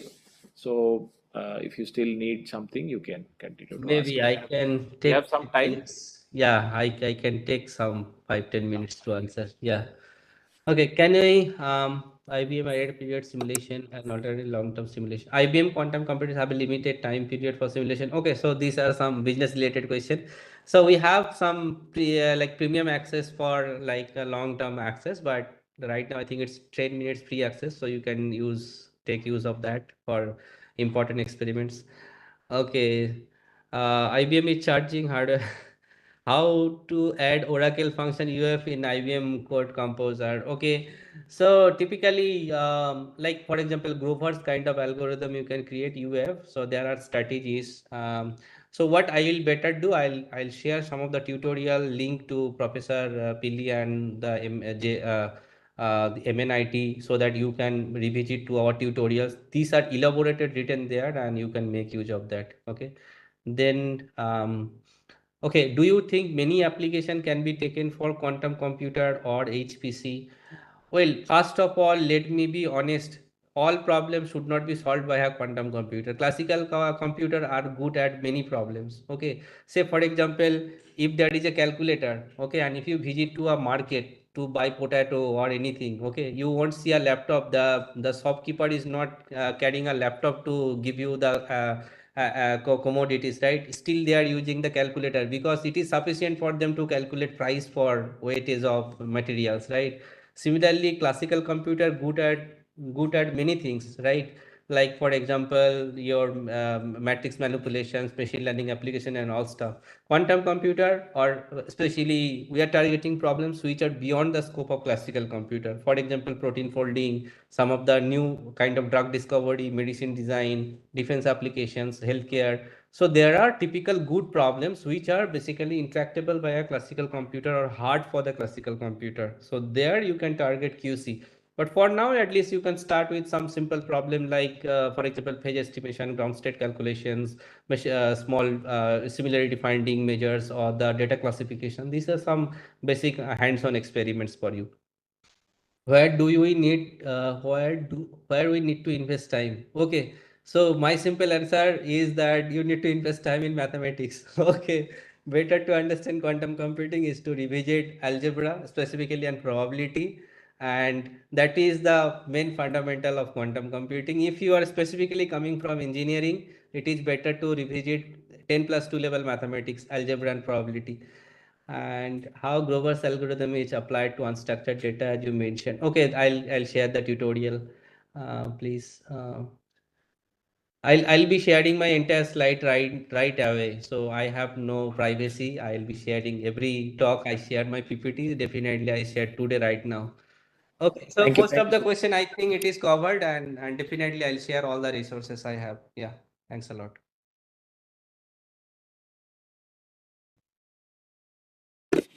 Yeah. Yeah, so I think we are on time. I think sir rushed through the course. We started late, but we are on time. Yes. We are ahead of time. Yeah. Actually, yeah, and we're happy to note that Rahman sir has volunteered to be available for QT02 also. Yes. So thank you so much, sir, for a few lectures sir will take. And in fact, what he was mentioning just now, linear algebra and other concepts, he Yeah. was suggesting that. Yeah, so basically by at IIT Kanpur last month, I recorded about 20 lectures on linear algebra itself. And I think I'll be humbled to share some of the lectures here as well. So that is essentially the fundamental I understand as engineer, because Professor Vasad will be telling more about the physics and all stuff. He is master of that. But I understand the pain of engineers because they don't like the physics that way. So better I'll tell them the mathematics part of that. Yeah. Yeah, actually, what we are doing is a blend of these things coming together. As I was looking at the content myself, and also there were a few biologists. Actually, one person is doing a PhD in biology, who is part of our participants, right? And he was sharing. So he wants to see how this will go into his own research area and how it can. So looking at that varied, spectrum is what I am trying to look at, and hopefully we'll try to make a great progress out of this. Right. And as I was mentioning also, QT02 will be a reinforcement on QT01. Maybe some of you may find some topics repeated or maybe something like that. But it is maybe when I looked at the syllabus also, why they put it, because the first course was quantum technologies and applications. The second is fundamentals of quantum technologies. So foundations of quantum technologies. So kind of topics are also similar, but anyway, there is a little bit of statistical physics which will be added if you go through the syllabus. I have shared the PDF earlier in the group also. So you have the minor course on AICT, which is always there available to you. Anytime you can go to AICT and type for quantum computing, you'll get the course. If you see the content, it is little overlapping. QT01 and QT02 is overlapping, but it is basically to create a good interest of that physics combined with that computing and also other aspects also. In QT02, we will be touching upon one aspect which we did not cover in this course, that is materials, right? So that part, materials part, we will have few lectures coming from either Pune. We are trying to just finalize the things.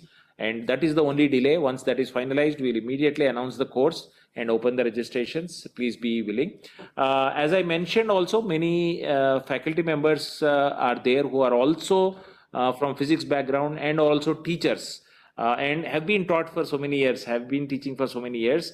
So one of the interests that I think Mani also forgot and I also forgot to mention, that while we do the physical interactions, we will look for people who will be interested to become a pool of teachers, right? So pool of faculty members, because there will be workshops across the country, and I don't think few resource people will be able to do that. So there is a big need, and here we are giving you the video, we are giving you the slides, we are giving you the content, and we are giving a model of how the things can be done, right? So hopefully about 600 faculty members were there today. Now there may be about 200 faculty members who are here with us, but I'm sure that there are many who can definitely take this content and become resource persons and make India quantum ready in 1 or 2 years itself.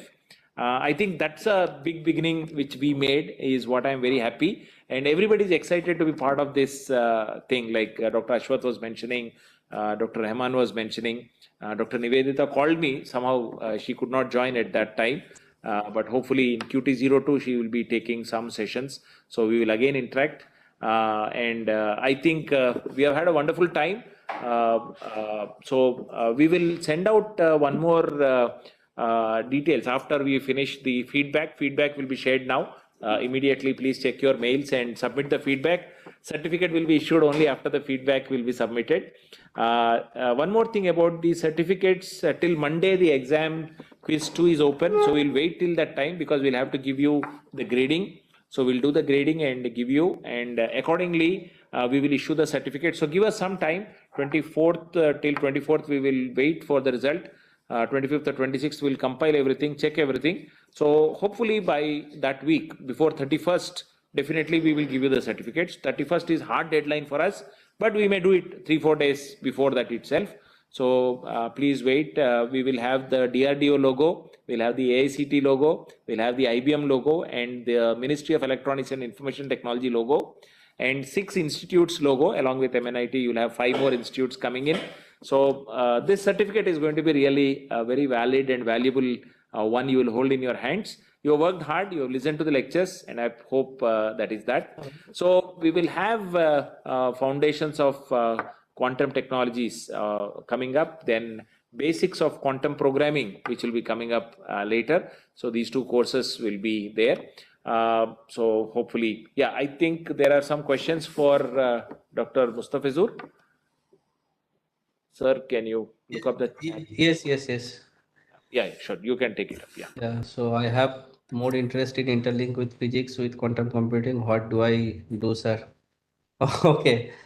Um, it's fortunate, it's good that you are from the physics background, so you know the underlying physics. So it's directly you can just start with the quantum computing stuff by starting with simple demonstration of your quantum superposition, entanglement, then Hadamard-based circuit design, Bell state. So these are the basic stuff you can start with. But later, actually, there are lots of scope in the high energy physics, condensed matter physics, and all, where you can find that there are typically, I mean, big applications of quantum computing where you can model your bosonic or fermionic system on a quantum computer and find important parameters out of that. Next question is, sir, I am third year BTech student attending this program. I was wondering what I can do from here. I want a summer internship on quantum computing. Well, for those who are interested to internship, this is not the platform to answer the question, but again, we typically get lots of applications at IBM. I believe many other companies get also more than thousands, but we look for candidates with some knowledge in physics, good knowledge in mathematics, and very good understanding of programming. Okay, so because when you are in an industry, so you should have to you have to solve problems. Okay, and the problem might not be that important from the physics side, but that is important for the real world use cases. Okay, so you need computational skills, you need physics skills, you need mathematics skills, all the three skills you need. Okay. Please give applied reference for cryptography and scheduling in quantum. Please give some glimpse applications. Okay, I just shared my PPT to Professor Pilli right now, and maybe he will be sharing with you.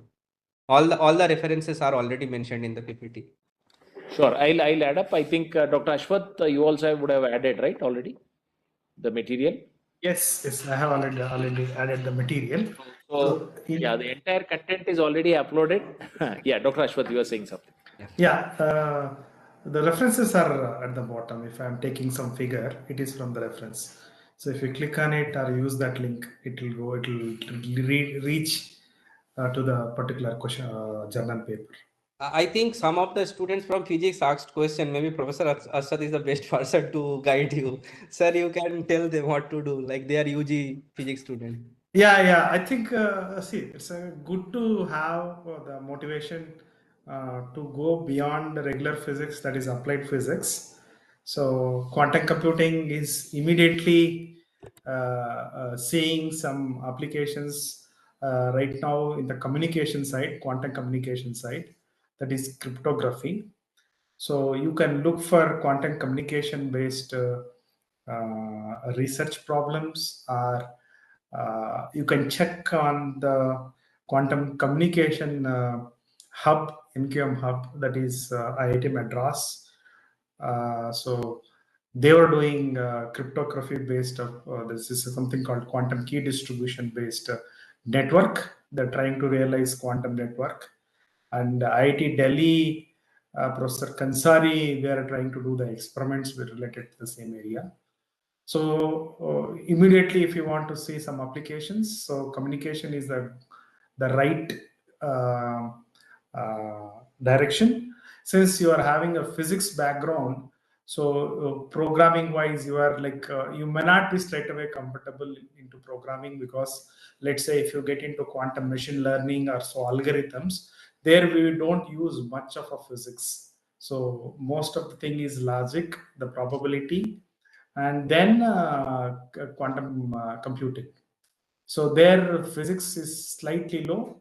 Since you are coming straight away from the physics background, so I would say go for even the quantum sensing. So that is also uses lots and lots of physics. So the hub is NQM hub is IIT Mumbai. So you can reach to them. And when it comes to undergrads who are engineers looking for internships, please write to all the IITs, old generation and new generation. They are opening up the applications for internships. So don't hesitate. Please write to them. And I have a link where the list of internships being put up. So I will just share that here in the chart, so that some of them may be over, I don't know, but nevertheless I can share that, and you people can check that. Okay. So Professor Right. Rao asked me a question. Maybe I can try to answer this question, although it's a diplomatic and a tough question. Okay, so right now IBM or even any other quantum computing company like Google and all, we are not competing with HPC because the quantum computers right now they are calling it as an NISQ or the noisy quantum computer. So the result we get because of the limitation of the number of qubit, even it is few hundreds, and because of the coherence time and all, so we are not beating the classical part, but we are reaching in a genre which is 100 plus region, what we call the utility, where basically we are getting some result where the classical brute force, I mean classical computer only get by brute force, okay, not by some efficient algorithm. So we are in a time which is called the utility time, where we are getting the classical result at the 100 qubit region, and rather than competing with the HPC, we are integrating HPC where HPC is best to do. Like for example, the optimization problem, some of the Cobila or SPSS optimization, HPC is already good at. So we are using HPC to do that. Whereas the quantum computer is good at for certain calculation, for example, expectation calculation, random sampling and all, we are using quantum computer to do that particular job, and we are utilizing both HPC and quantum computer, where quantum plus HPC is doing better than just HPC or just quantum. Okay, we are in that particular era. But in near future, when we are approaching toward the FTQC, fault tolerant quantum computer, where the qubits will be error corrected and there will be sufficient number of logical qubits, then it is there is a demonstration or there is a chance that quantum computer will yield some result which is better than the classical result. But this is not the time to say that quantum computer is better than HPC. But what is best is that take the best part of quantum, take the best part of HPC, join them, club them. For example, the paper I showed on the chemistry beyond exact simulation by Raiken. So I am a visiting scientist at Raiken, Japan. So basically what they are doing, they are taking the quantum processor QPU and they are using their Fugaku classical HPC and integrating them, and they are solving some of the intricate chemistry problem for higher molecules to find out ground state and few excited state, some important properties. And they have seen that by using quantum plus HPC can give some solution which is not just brute force, which is some intelligent solution. So this is some area where it is like people are exploring. This is not a time of competition, but this is a time to go integrate quantum plus HPC, what we call quantum supercomputing, before the FTQC. Yeah.